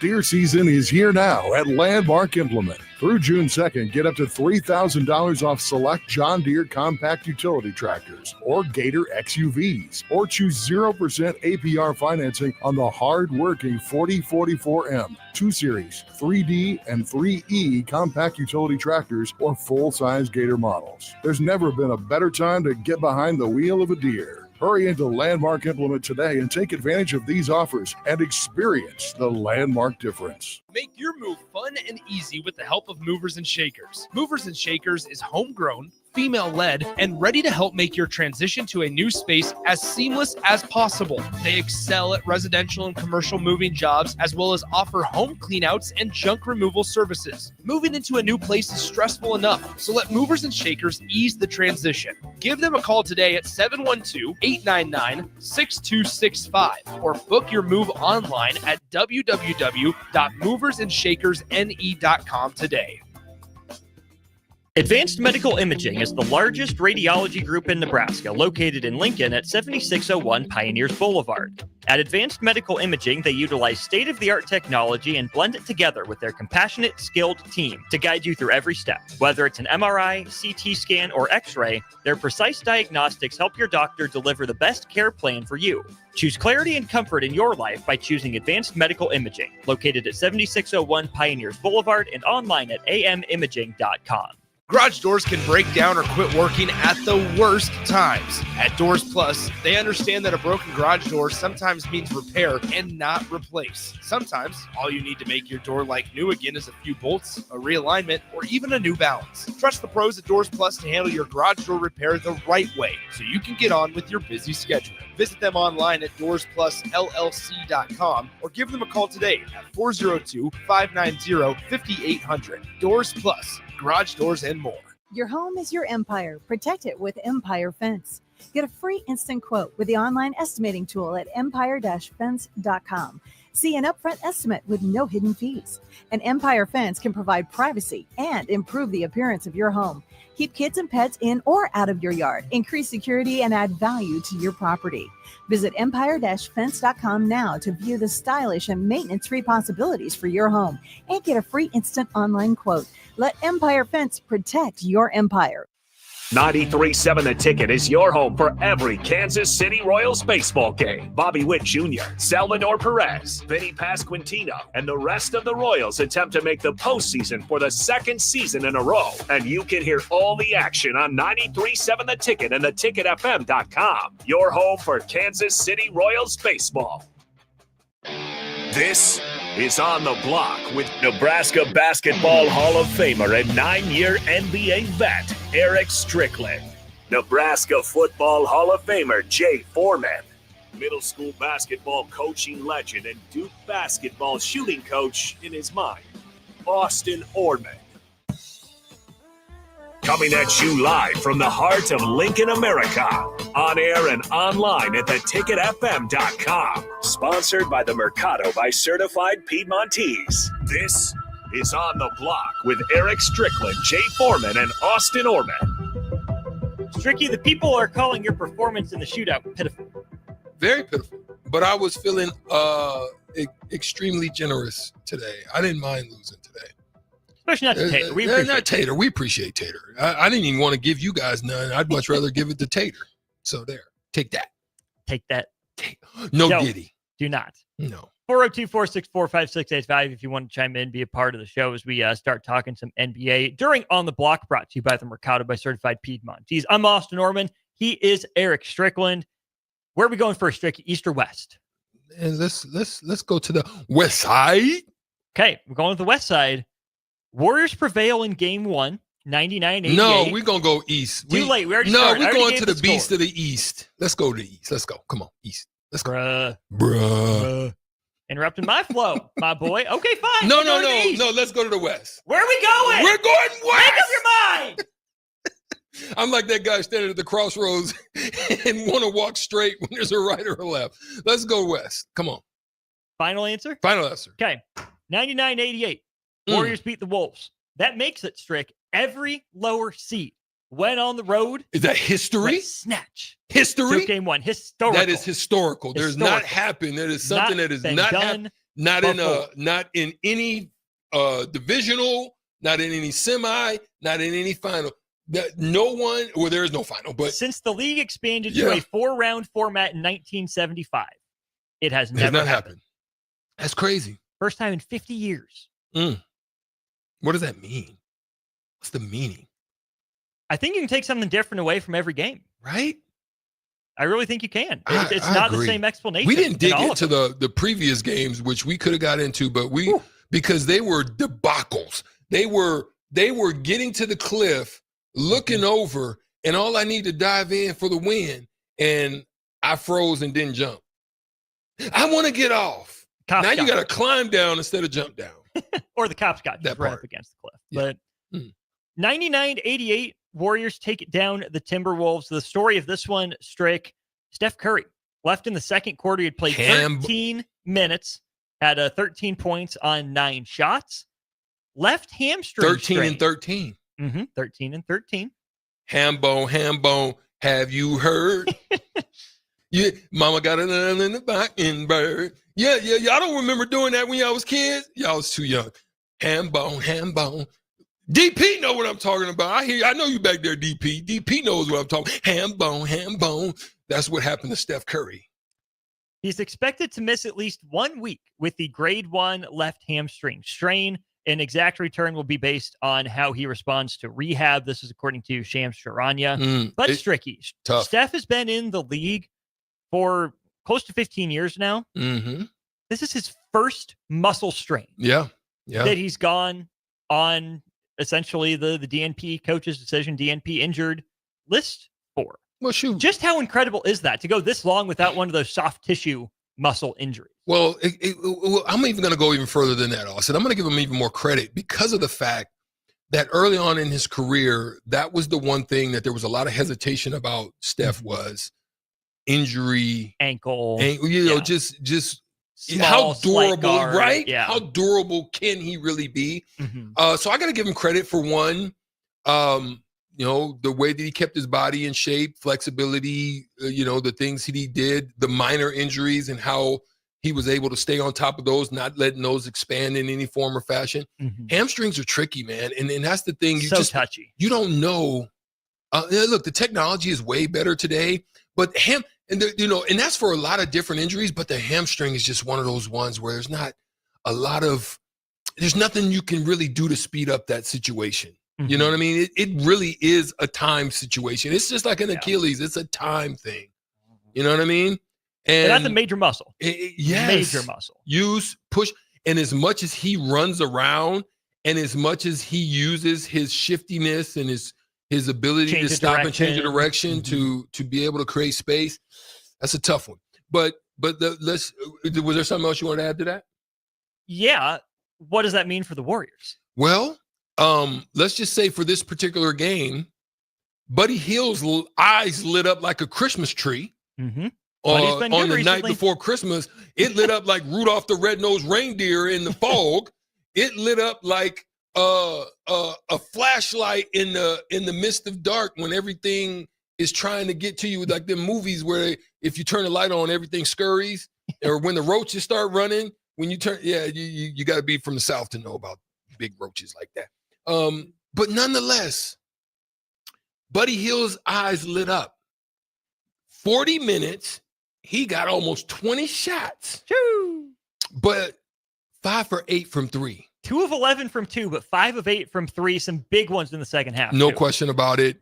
And then he goes out and grabs. This is the one thing I will say I like about this Golden State team. Everybody does everything. Mm-hmm. Right? Everybody knows role. They in this situation stepped up even in the midst of the understanding of that role. Your leading rebounder is Jimmy Butler at a small forward or guard. Mm-hmm. Draymond Green knocked down 4 threes.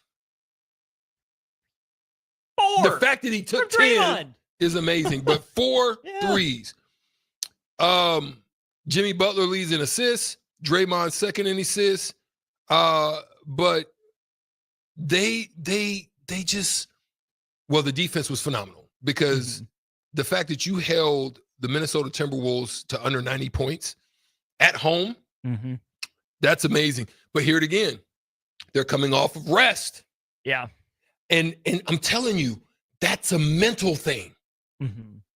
Because you get caught in this mode. Your practices, like even when we were off, when I played, there were, I even though we may practice maybe an hour and 5 minutes, but there was segments in that practice of maybe 20, 25 minutes of we got after each other hard. I can't say that that's the case because they're trying to minimize injuries. There's things that they're trying to do, but we actually got after it some, because you just can't duplicate that. Guys don't go hard in workouts. They just want to do enough, get a feel, work on your stroke. But when that intensity pops in on you and you're running around and your lungs are burning and and they jumped on them like they did, it's tough to recover from because you can't get out of it. But that's what it seems like a lot of these teams outside of what Indiana's doing to Cleveland. We're going to talk about that. We will certainly get to that. I will say this, Strick. The Jimmy Butler trade is looking even better for Golden State now. Imagine if the Warriors had to rely on Andrew Wiggins instead of Jimmy Butler right now. I mean, I don't think Draymond's hitting 4 threes with Andrew Wiggins doing the playmaking, right? I don't think Buddy Hield has the same amount of space if not for Jimmy Butler. And we've seen James, my name is literally Jimothy Butler, put teams on his back and carry them further than just the second round of the playoffs before. So I think having a guy like Jimmy Butler could bode well for the Warriors, but it's still Steph, his ecosystem, his gravity that means the world to them. Curious to see how that hamstring responds to treatment again. First strained muscle of Steph's career. Strick, on the flip side of this, are you concerned for the Timberwolves that they're running out of gas, that they're too young, that they haven't learned the right lessons from last year's appearance in the Western Conference Finals? No, I'm not.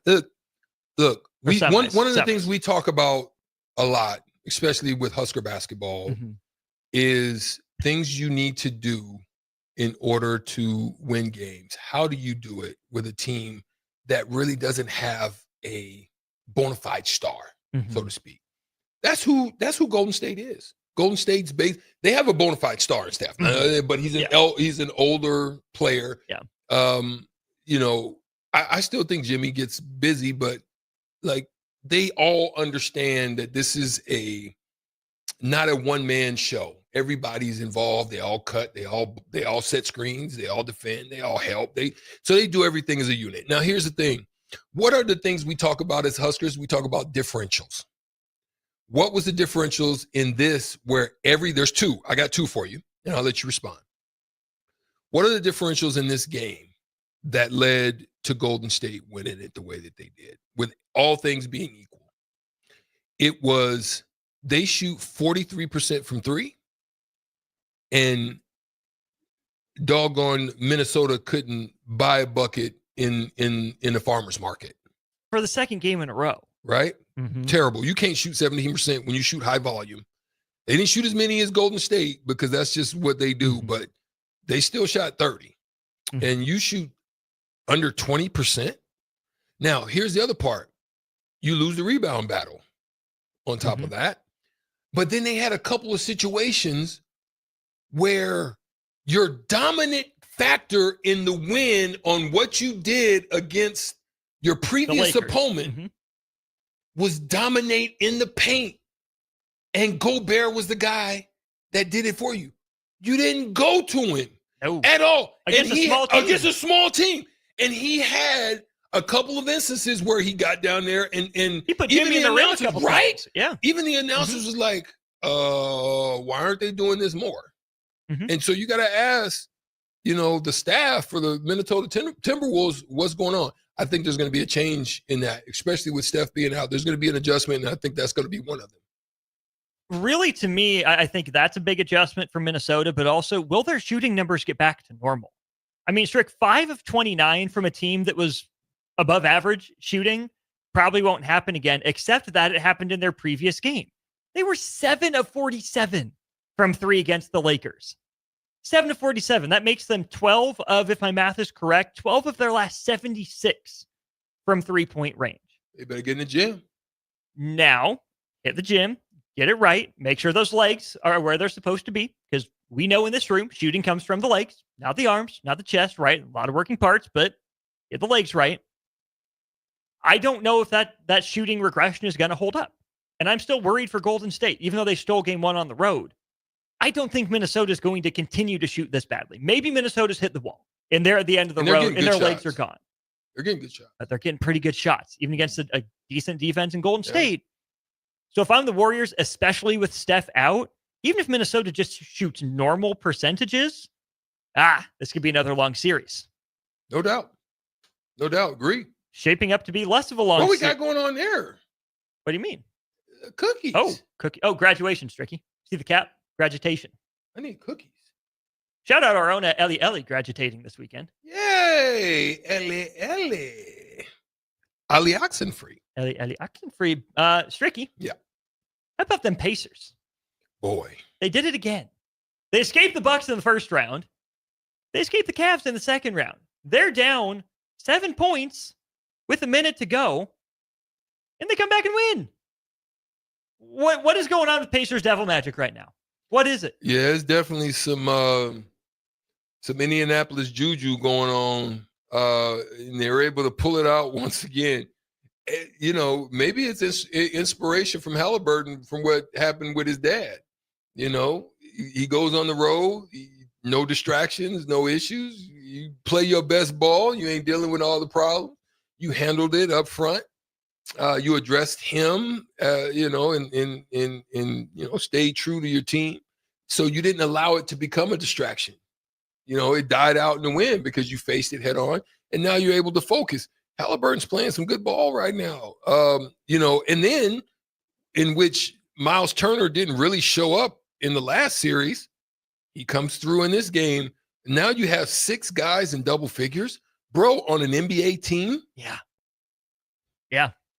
And look, high double figures for 3 and for 4 of them, 4 high double figure games, 1 off the bench, and then 2 good roll double, out of Siakam and Nebhart. Mm-hmm. You know what I mean? Mm-hmm. That's tough. That's tough. Let's take a look at how the comeback happened, Stricky. The Cavs were up by 7 with 47 seconds to go. Cavs had to start launching threes. Up 5 with 27.2 to go. Up 3 with 12 to go. Up 2 with 1.5 to go. And they lost. Here's the anatomy of the comeback. With 48 seconds to go, Pascal Siakam misses both free throws, but they get the putback dunk from Nesmith, who crashed from the perimeter, dunked it home. Spida Mitchell turned it over. Big blemish on a 48-point night. Spida put that team on his back. They were humming offensively early, but a turnover there leads to a Siakam layup, so there's 4 points. Nembhard steals the inbound pass, gives it to Halliburton, who gets fouled, makes the first free throw. Do you think he missed the second one on purpose? I couldn't tell. I couldn't really tell because there were 12 seconds left at the time, so I doubt it. That's not what you want to do with that type of time. So you want to make that. So regardless, he misses it. Yeah. He gets his own rebound in the middle of the paint, and then he almost J.R. Smithed it. Dribbled all the way back out, needing a shot, but he didn't rush it. He didn't rush a putback. Cans a 3. Shake, bake, cans it. There's your 7 points in 48 seconds. So collapse, absolute collapse by Cleveland.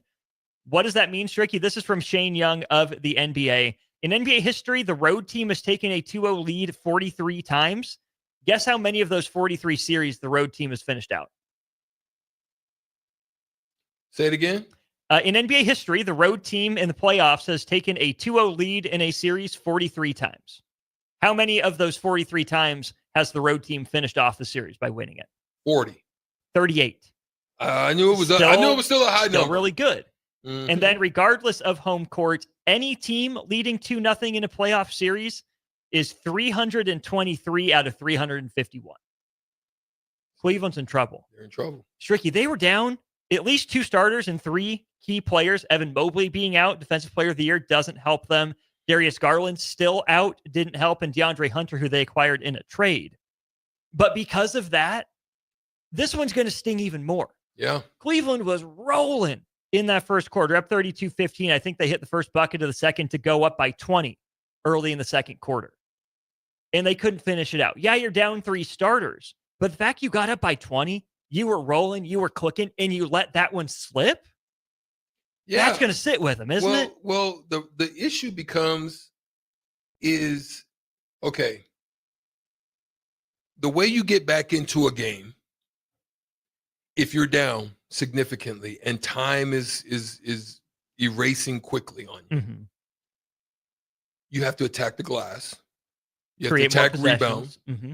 Rebound, you have to get shots off quicker, but you don't just launch threes. Right. You need to get to the free throw line, stop clock, and have that ability to set up whatever you need to set up. Mm-hmm. On the other hand, you need to pound the ball, and you do the same thing, but the opposite. But if you go to launching threes and you're not hitting, and then if you're not hitting and they're getting 2 or 3 for that, and whether it be the free throw line, they can get back into the game. And then once the game starts creeping under double digits, there's game pressure. Mm-hmm. Tight. Speaker tight. Speaker gets tight. Balloon knot. So there's the problem. And especially at the free throw, we've seen what happens at the free throw line with Chet Holmgren. Mm-hmm. Well, even Siakam bricked his two before the dunk. Right? Mm-hmm.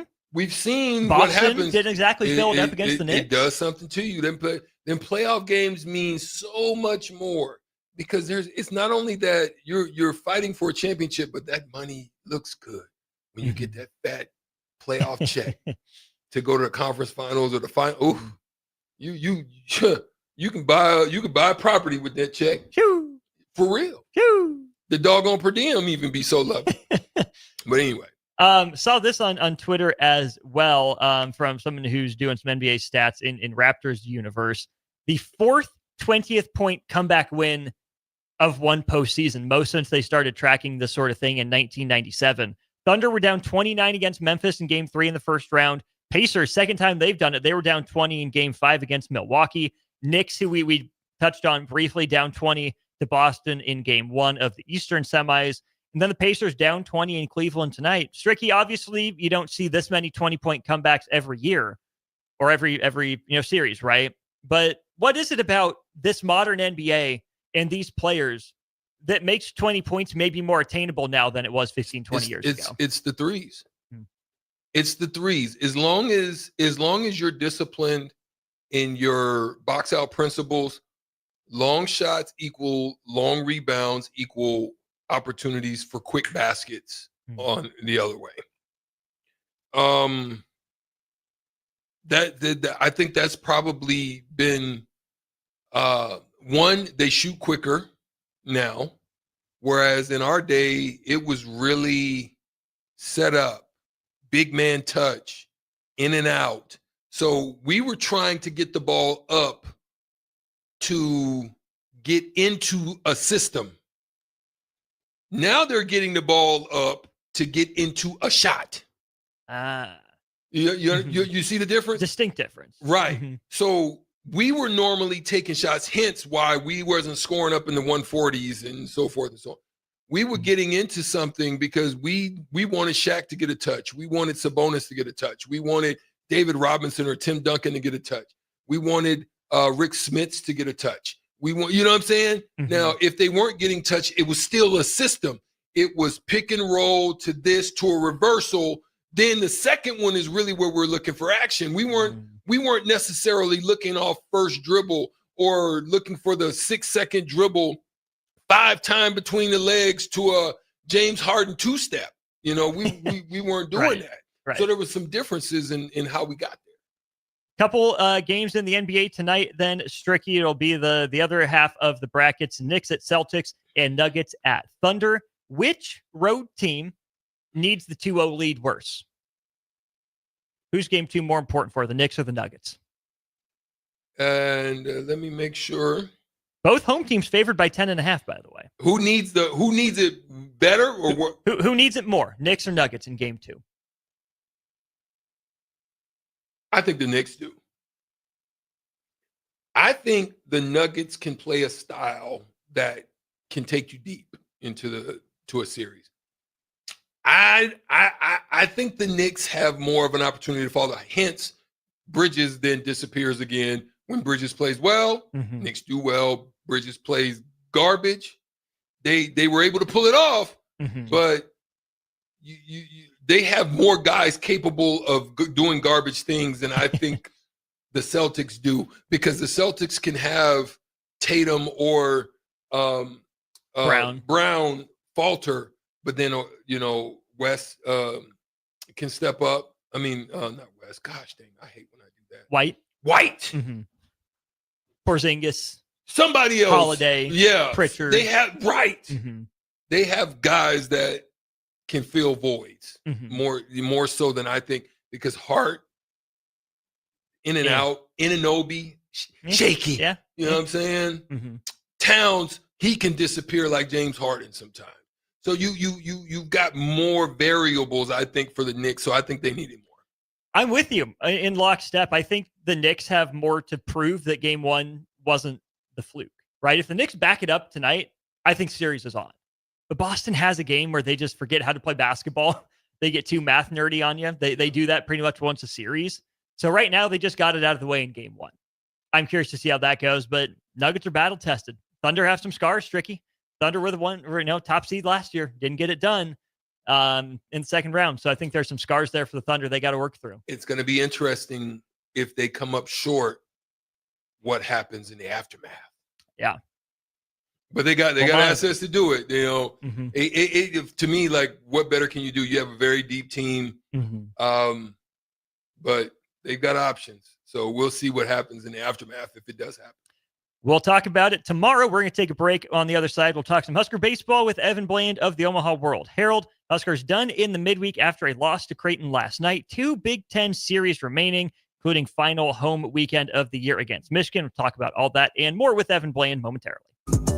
Download our app by searching for 93.7 The Ticket in your app store to stay in touch and listen all day wherever you are. More of On the Block next on 93.7 The Ticket and theticketfm.com. Your sprinklers are watering the street or flooding your backyard. If you're on a list that doesn't exist, it's time for Judson Irrigation. At Judson Irrigation, Lee or Lacey or Judson will make an appointment. You pick the time and they'll be there to fix your sprinkler system. Now that's service, a dying art these days. Keep summer green. Call Judson Irrigation 402-420-6277 or judsonirrigation.com. Get ready for the largest dirt late model event in Nebraska, race fans. The Lucas Oil Late Model Dirt Series is heading to Eagle Raceway's High Bank Heist on Thursday, May 15th through Saturday, May 17th.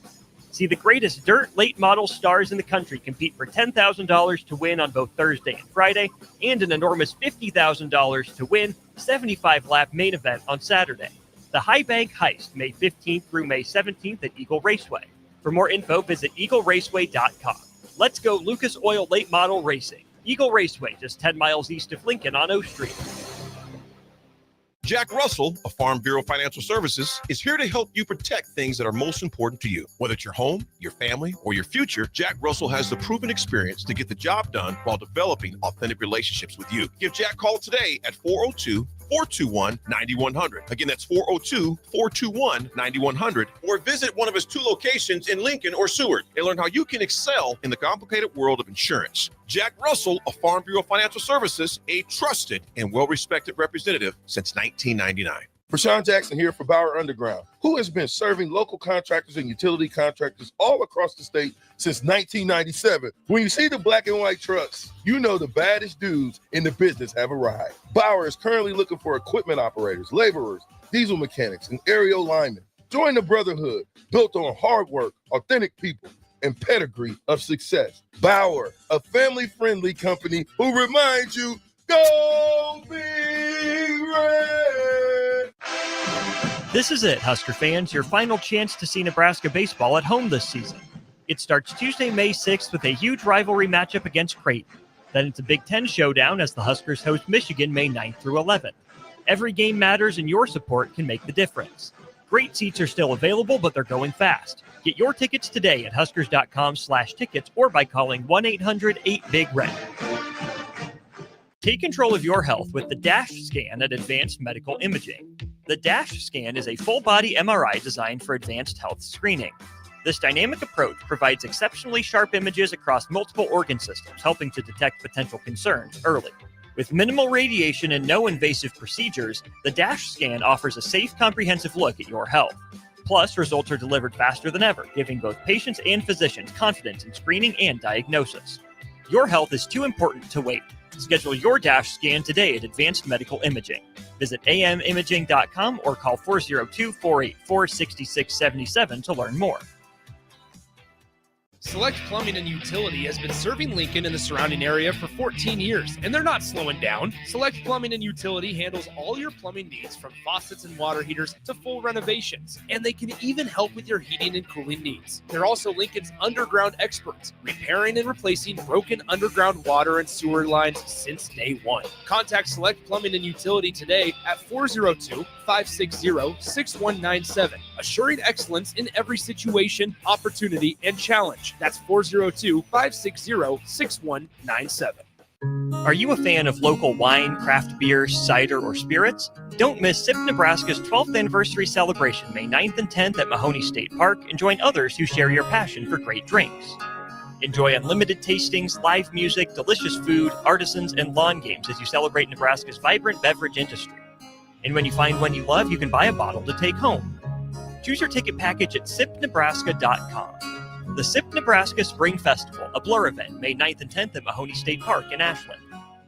Now back to On the Block with Eric Strickland, Jay Foreman, and Austin Orman. Welcome back in On the Block. I'm Austin Orman. Easter will be back with us here momentarily, but we're headed to our Aloe Fiber VIP line where we are joined by Evan Bland of the Omaha World Herald. Evan, thanks as always for joining us here on a Wednesday at 4:30. Nebraska was very polite, letting Ed Service win his final game against the Huskers before he steps away from his post as head coach at Creighton. How should Husker fans think about Ed Service if his name ever pops up in a conversation down the line? Well, I don't think they would be talking too fondly about the last handful of years. I mean, Creighton's won now the season series with Nebraska every year since 2018. So he clearly, as he said after the game the other night, he said, there's something about the way Creighton has matched up with Nebraska has tended to endure through a lot of different teams. And I think their approach to the midweek is something that's sort of unique, certainly from what Nebraska sees, maybe compared to some other midweek teams. Like Creighton has no qualms and has had no qualms about putting 6-7 different pitchers out there and letting them have an inning or two. And that's been something that's, I think, Nebraska struggled with. The other thing I'll remember about Ed Service playing baseball against Nebraska is he always had his teams, I think, in a really strong emotional place. Like he, I think, leaned into the chip on the shoulder sort of vibe where Creighton doesn't play against huge crowds a lot of the season, but they do every time they play Nebraska. And it just seemed like his guys would be up for that challenge, and they found a way to win a ton of close games, including last night. So I'm sure that bus ride back to Omaha was a pretty good one for him. An 8-7 win for Creighton over Nebraska last night. We'll get into some of the details of that game. Starting with the guy Nebraska put out on the mound, Evan. They went with a Friday guy, Will Walsh, on a Tuesday. What's the explanation of the rationale from Will Bolt and Rob Childress for that move? Yeah, and that move to me was as interesting as whatever the outcome of the game was. Like, it was important from an RPI perspective, I think, but to make that move, I mean, you're kind of doing a few things. You're saying, hey, our Friday guy, we're going to pitch in this game because maybe it does mean something. But more than that, I think it's been Nebraska needed to do something different on the weekends. I mean, Will Walsh 3 weeks in a row with some pretty rough starts and just hasn't been able to give Nebraska length, and that's put him behind in the bullpen. And really, it's been impressive that they've been able to rally and win each of those 3 series on Saturday and Sunday after those short starts from Walsh. So they give him a chance. I think the idea was to see how he responds, maybe on a different day of the week, different sort of setting, see how he bounces back. And he was okay. Gave up a couple runs and 40 or so pitches. So you'd think he'd be in the mix this weekend, at least in a reserve or relief sort of role. So it does set up now the obvious question: what do you do with the rotation this weekend, where you still have Ty Horn and Jackson Brock, who've been your Saturday and Sunday guys? So, I mean, your options are to move them up or to insert somebody else in that Friday spot. And you just kind of look at their arms that have been effective. If this were February, I'd say maybe you consider a guy like Luke Broderick, who's their closer, who's been a starter at other stops in his career. At this point, I think maybe the guy who's been their hottest pitcher has been Tucker Timmerman. I mean, he's a guy who's been able to give them 3 innings a couple different times, and was someone who really had a strong summer as a starter last year. So he's shown he can do it. Plus, he's been out for the bulk of the season still. So there's actually a little bit more maybe freshness to what he could bring. So they have a few options, and obviously it's a huge series where you have Michigan, which is I think right around 6th in the Big Ten, and Nebraska needs to keep winning weekends to be playing in that Big Ten tournament. So a big series. I think the move is reflective of the urgency they feel to finish the season with their best arms out there. When you think about Will Walsh before we move forward, do you think that some of the struggles recently are due to the fact that this is his first season as a full-time starter, making that move from a two-way player where in years past, you get to the Big Ten tournament, his arm's fresher because he's been taking, more reps in the field and with the bat? Or is this, just a scouting reports out, just kind of got to battle through it? He's just not as sharp. What do you attribute his struggles the last few starts to? Yeah, it's a good question because, you think about his story of the season, like he came in as the guy battling for a Sunday job with Jackson Brockett. And then you have Mason McConaughey gets hurt. And so everything kind of has to shuffle around. And, Walsh initially didn't have a great start at that next time out when they needed to figure out their rotation. And then he got on a bit of a roll, had multiple quality starts and was pitching into the 5th and the 6th inning. And when he's on, like, he's not a guy who's going to miss a ton of bats, but he throws strikes and he induces a ton of soft contact. And so that's great when it's working and it really allows you to be efficient and get deep into games. But when you aren't on, like, that's when teams are able to square you up pretty well because he has been around the zone as much as he was. So I think that's something that he's kind of continuing to find that fine line in of late. Certainly the scouting report is out there for this guy who's a 5th-year senior at this point and has made the rounds in the Big Ten. So I, as Will Bolt said last week, I still think if Nebraska is going to do anything down the stretch, Will Walsh is going to be a part of that. You think about his Big Ten tournament appearances the last couple of years, he wasn't a weekend guy necessarily in those spots, and he was still able to go complete game and give them something that maybe they didn't have. So I think that's still a possibility for him moving forward. But again, the role that he'd been having wasn't just affecting that game. It was coming on a Friday, and it was really putting him behind the 8 ball in terms of the bullpen and how they set that thing up for the weekend. So if he can come later in the weekend and do what he does, that'd be great. And it's very much within the realm of possibility. They just need to find a way to get off to a better start. And I think that's why they made the move. As we look forward here with just the pitching, was this also maybe a strategic long-term move from Nebraska to throw Will Walsh last night to set him up to be the Sunday guy against Michigan, to throw Friday in that Thursday, Friday, Saturday series against Purdue, and then have him ready to go early in the Big Ten tournament should Nebraska qualify? Yeah, potentially. If he shows well down the stretch in these next couple of weeks, he can earn some of that trust back for sure. You could see a situation where, Brockett on Sunday has been a guy who's tended to go maybe into the 5th.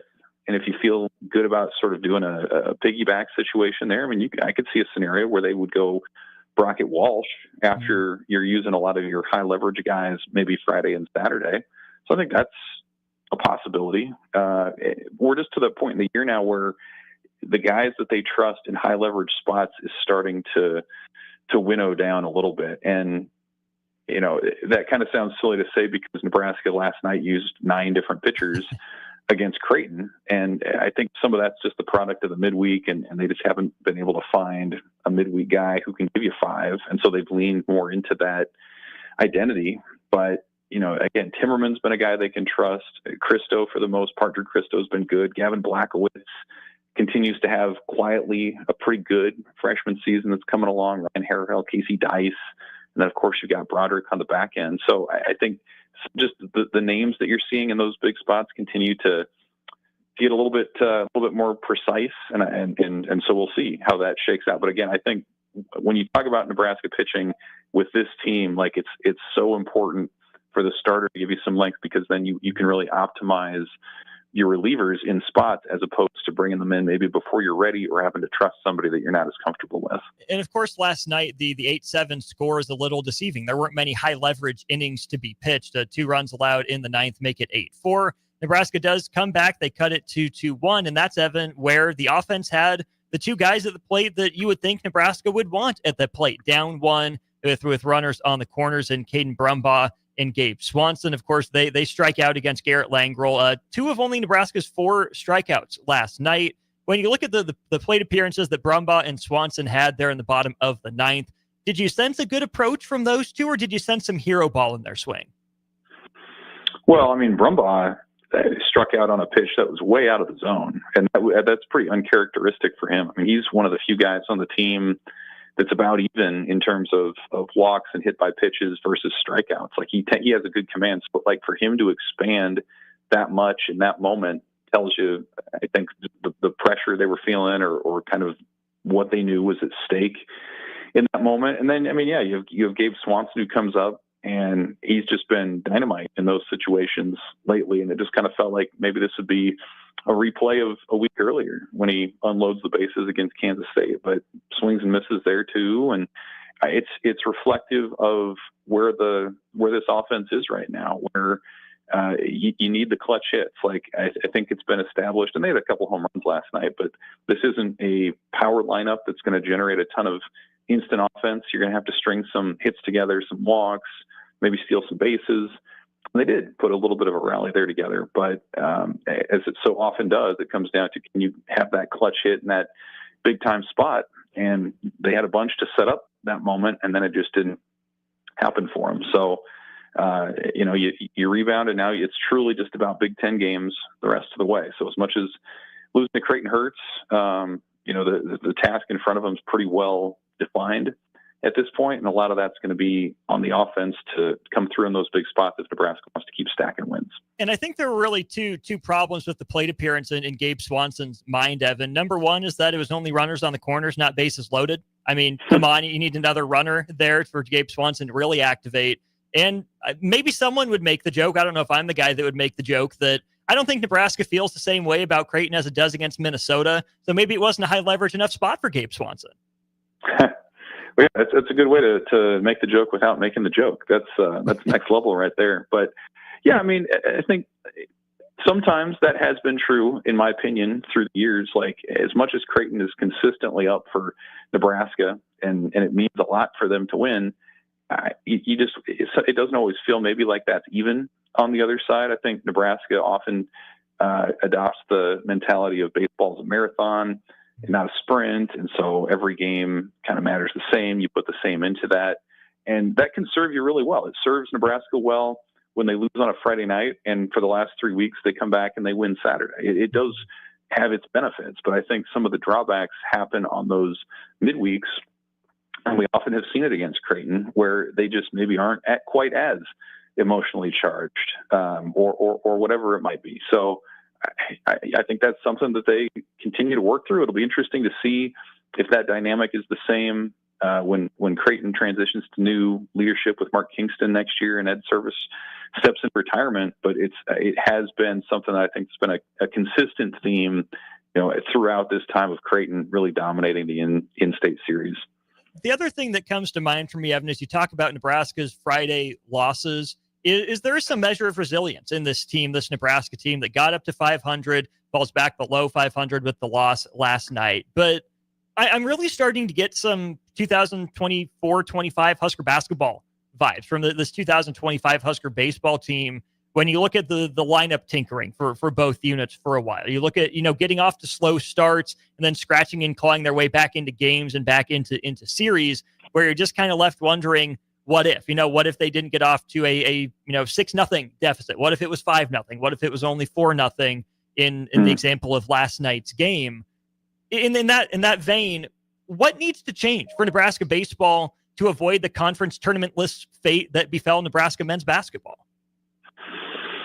I mean, it sounds so simple, but just being consistent. I think on the pitching side, it's kind of like we said, you need to have your starters be able to give you some length, especially early in the weekend, so you can optimize what you do with your bullpen. I think offensively, you need the clutch hits, and when guys like Gabe Swanson or Max Butenbach are hitting home runs, like that really changes the dynamic for Nebraska. And if it can play from ahead, and a lot of teams are built to play from ahead, but I think Nebraska in particular is really able to be more aggressive offensively on the base paths, try some hit and runs and some different things if they're ahead.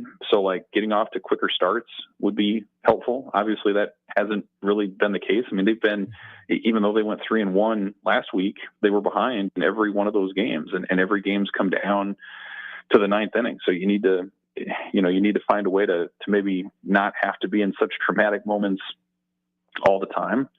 And then, the other thing about this team that's interesting is, like, a lot of these guys have experienced a conference tournament championship. A lot of these guys were on an NCAA tournament team last year. Most of the lineup, a good number of the pitchers had a role. And so, like, there's still, I think, this idea that it's in there. It's like it's within them because they've done it. They've experienced it before. So that's a team that if it does find a way to get hot, you wouldn't be surprised just because it wouldn't be something that they're showing us for the first time. They just haven't showed it very consistently this season. Last thing then, Evan, you mentioned 2 Big Ten weekends remaining for Nebraska. Final home weekend is this weekend against Michigan. What's 1 or 2 things you're watching for the Wolverine series? Well, Michigan's pretty balanced. I mean, there's really no obvious flaw. They have an ace named Kurt Barr, who's been one of the better Big Ten pitchers this year.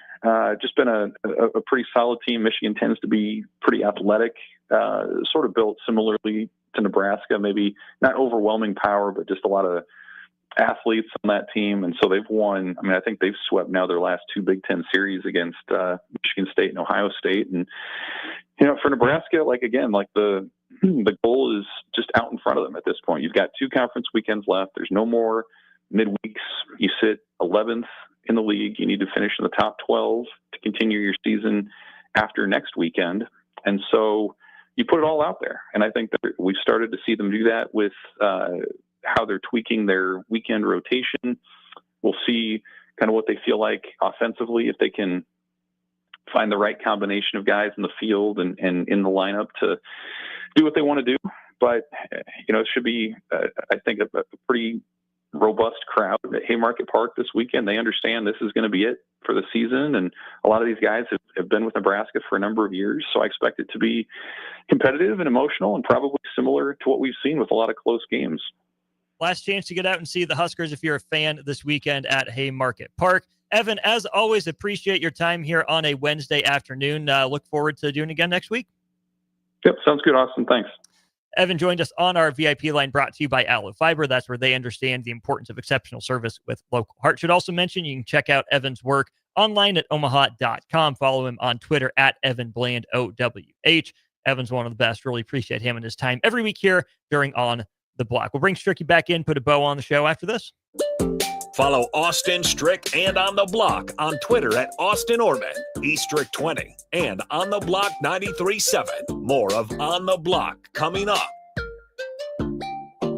It pays to participate in LES Peak Rewards. You can earn a $25 gift card when you enroll your qualified smart thermostat in the program. Help curb electric demand and sign up today at les.com/peak rewards. Spring sports are here and it's time to upgrade your equipment. But don't go rushing to your big box store. Play It Again Sports is your place to go for all spring sports equipment for baseball, softball, golf, and disc golf. Play It Again Sports has quality, slightly to gently used equipment, and 50% of their inventory is actually new equipment. And don't forget, buying from them is a great way to get new products with great discounts by also bringing in your used items for store credit or cash on the spot. Play It Again Sports at 48th and Vine. Are you looking for a place to relax and unwind after a long week? Grotto Bar and Lounge is the perfect spot to enjoy a full menu and in-house DJs on Friday and Saturday nights. If you're wanting to start your Saturday or Sunday off the right way, stop by for brunch starting at 9 a.m. Don't forget, Grotto offers a full catering service as well for those graduation parties, birthday celebrations, and weekend family get-togethers. Give Grotto Bar and Lounge a call today at 402-261-3019 or visit them in person at 70th and A in the Clock Tower Shopping Center. Midwest Bank is now hiring in Lincoln. They have multiple banking positions open and are looking for dynamic individuals passionate about helping others and building relationships. With a family-friendly culture, competitive benefits, and unique perks, Midwest Bank is a great place to start a new career. Apply today at midwest.bank. Midwest Bank is an equal opportunity employer, member FDIC. At Valentino's, we're on a mission for tradition. On every slice, for every bite. Golden baked crust, cooked to perfection every time. Savory sweet sauce that's made from our own secret recipe. Loaded with the perfect amount of fresh toppings and melty mozzarella cheese. It's the tradition that Nebraskans have come to love. From game day to every day. Valentino's. Taste the tradition. Schweizo Construction is now hiring for skilled craftsmen, steel erectors, concrete workers, and general laborers. Schweizo Construction offers great benefits like premium wages, health and dental insurance, paid holidays and vacation, 401k with company match, life insurance, and disability insurance. They pride themselves on a legacy of 40 years built on integrity and trust. Joining their team means becoming part of a family that values hard work, dedication, and mutual respect. Apply today at Schwizo.com. That's SCHWISOW.com. At Planet Fitness, we're declaring it. This is the year of getting stronger, and you can get started now by saving when you join today. We have all the best-in-class equipment you could ever need, and you can work out your way on your time at any convenient location near you. Most open 24 hours. So let's do this. Join Planet Fitness today and save. Just $1 down, $15 a month. Find your nearest club and join today. Deal ends Friday, May 16th. See Home Club for details. Tailored Landscapes is actively preparing for spring. Things like new tree orders, getting equipment ready, and training staff to serve you the best they can. If you haven't already planned, now is the perfect time to figure out a maintenance plan for your yard. Tailored Landscapes is on the brink of spring cleanups for all their existing customers, and they have limited spots available. They trim trees and shrubs when needed and only mulch proper amounts. Give Tailored Landscapes a call at 402-432-2572 to set up a meeting with one of their designers and stop by the Tailored Life store in Bennett. Are you looking for an exciting new way to put your skills to work? Explore new career options in the fintech industry at Currency, a Sandhills global company. We offer full-time positions in financial sales, compliance, operations, and other fields. We also offer a 4.5-day work week, an attractive benefits package, and opportunities for advancement. Put your motivation to work and grow with us at Currency. Visit gocurrency.com/careers to learn more. Support Matt Talbot Kitchen and Outreach on Give to Lincoln Day. Your gift will be received by a portion of Lincoln Community Foundation's matching fund. Homelessness is a complex problem facing our community. By working together, we can find solutions. Your donation for Give to Lincoln Day moves us closer to ensuring that everyone in Lincoln has a safe place to sleep at night.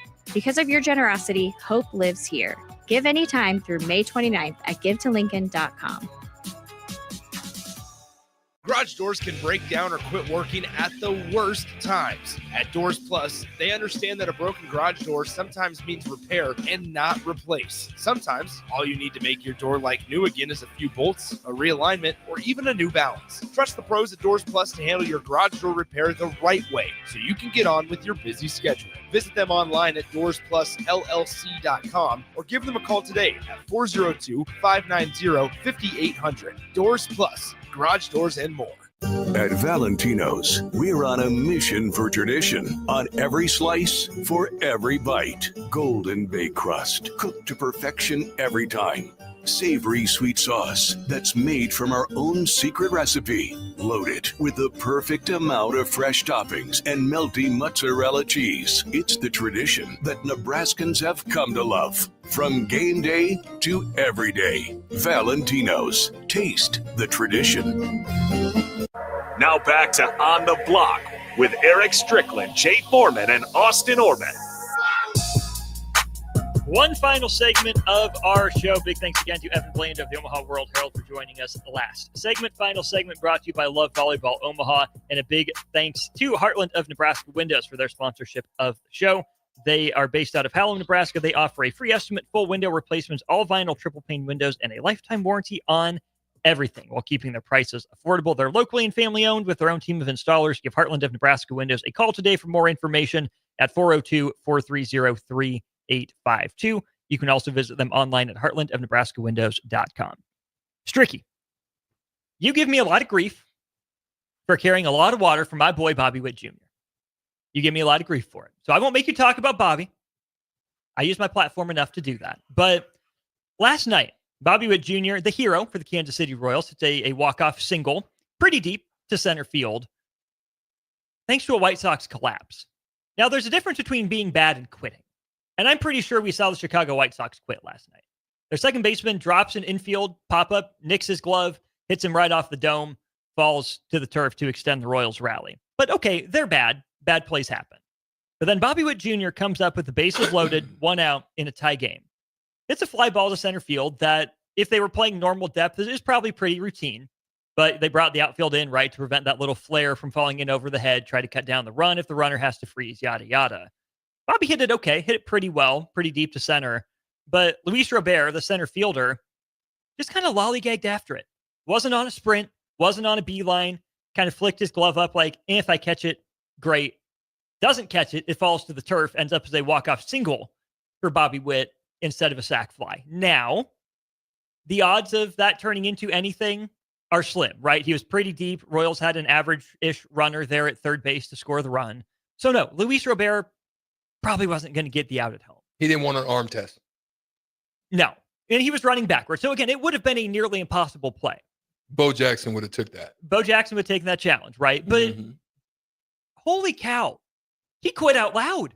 Didn't even attempt to make the play. Didn't even give his team a shot. Didn't make even the first throw in the relay because he didn't even make the catch.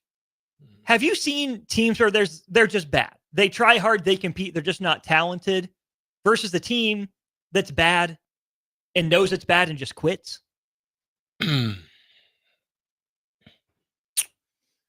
I happen to be on, my Husker team as a senior. You knew you were that good. It was to the point where me as a competitor almost wanted to quit. Not because I didn't love the game, not because I didn't love and didn't have the challenge. I didn't like the people, the way we were giving up in practice and the way the second team was killing us. And I'm like, I don't want to play with you guys. Like, I'd much rather go and play in the playground.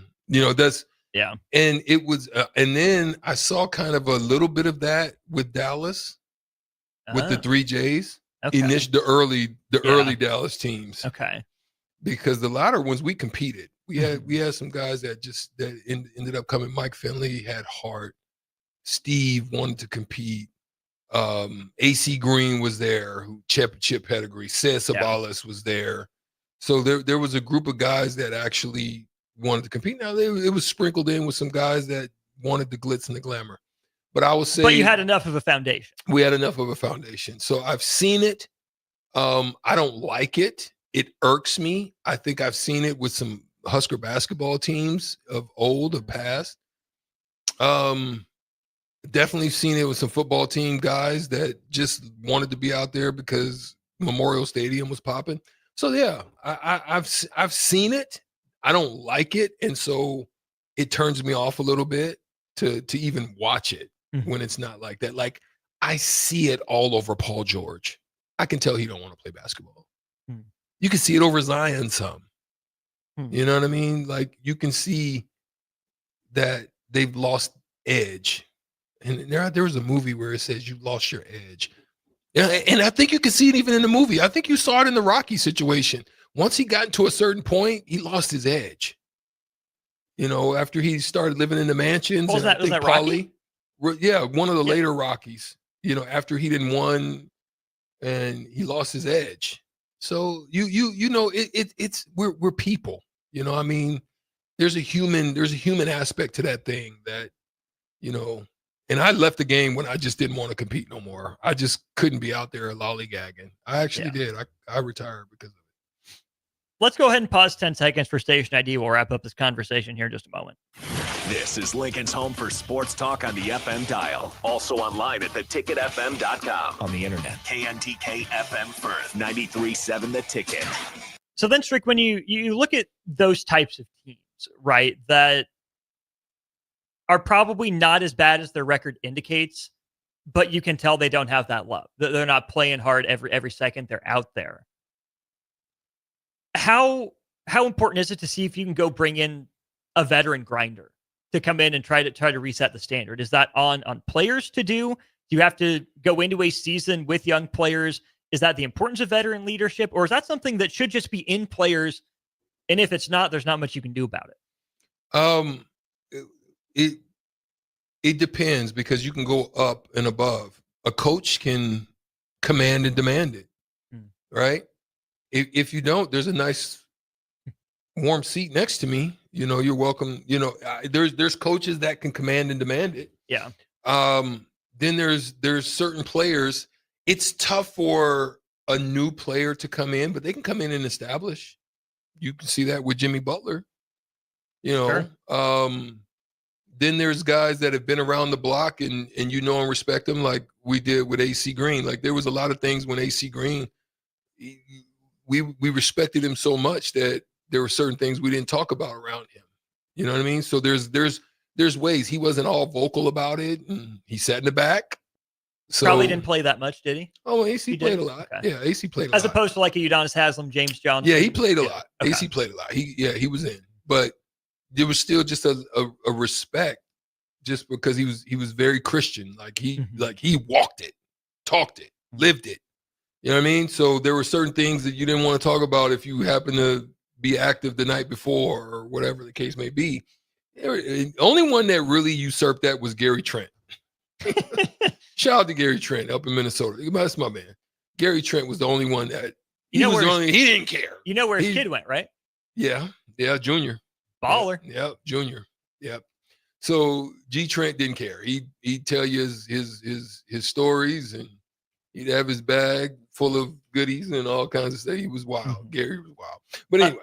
Two final things here. Big Bird says, not as bad as your record is. Yes, you are. If not, you'd have a better record. And I get it. At the end of the day, at the end of the year, you are your wins and losses, right?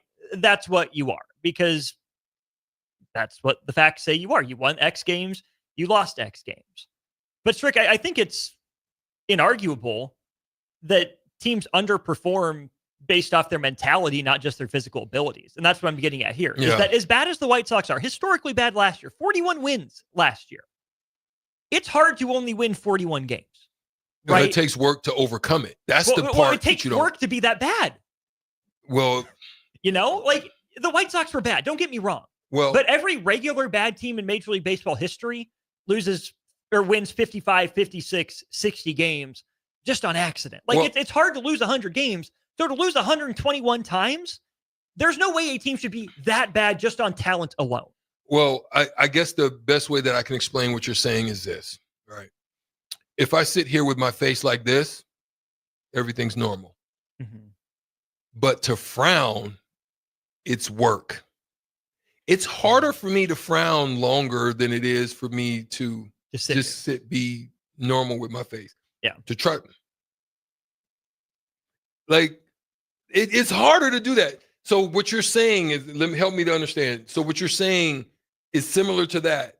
Mm-hmm. Frowning is not good. I mean, somebody's not going to approach you with the bitter beer face, and you don't look very approachable. You don't seem like you're nice. You might even be mean. It might be something weird about you. There's a little different things you can assess with the frown.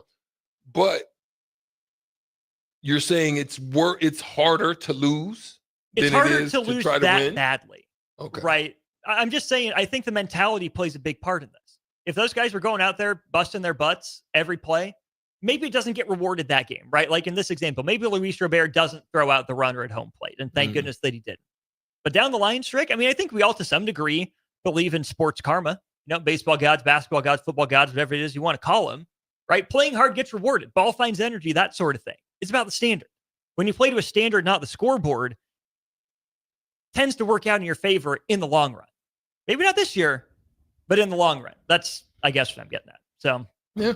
And Tater says, thanks, Stricky, for the 20 wings for free. All Buffalo extra hot and extra crispy. That's where Tater's going. Good for you, my guy. We're going out of here. Extra pause.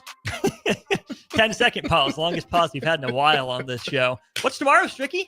What's mañana? Thirsty Thursday. Don't you know it? You know it.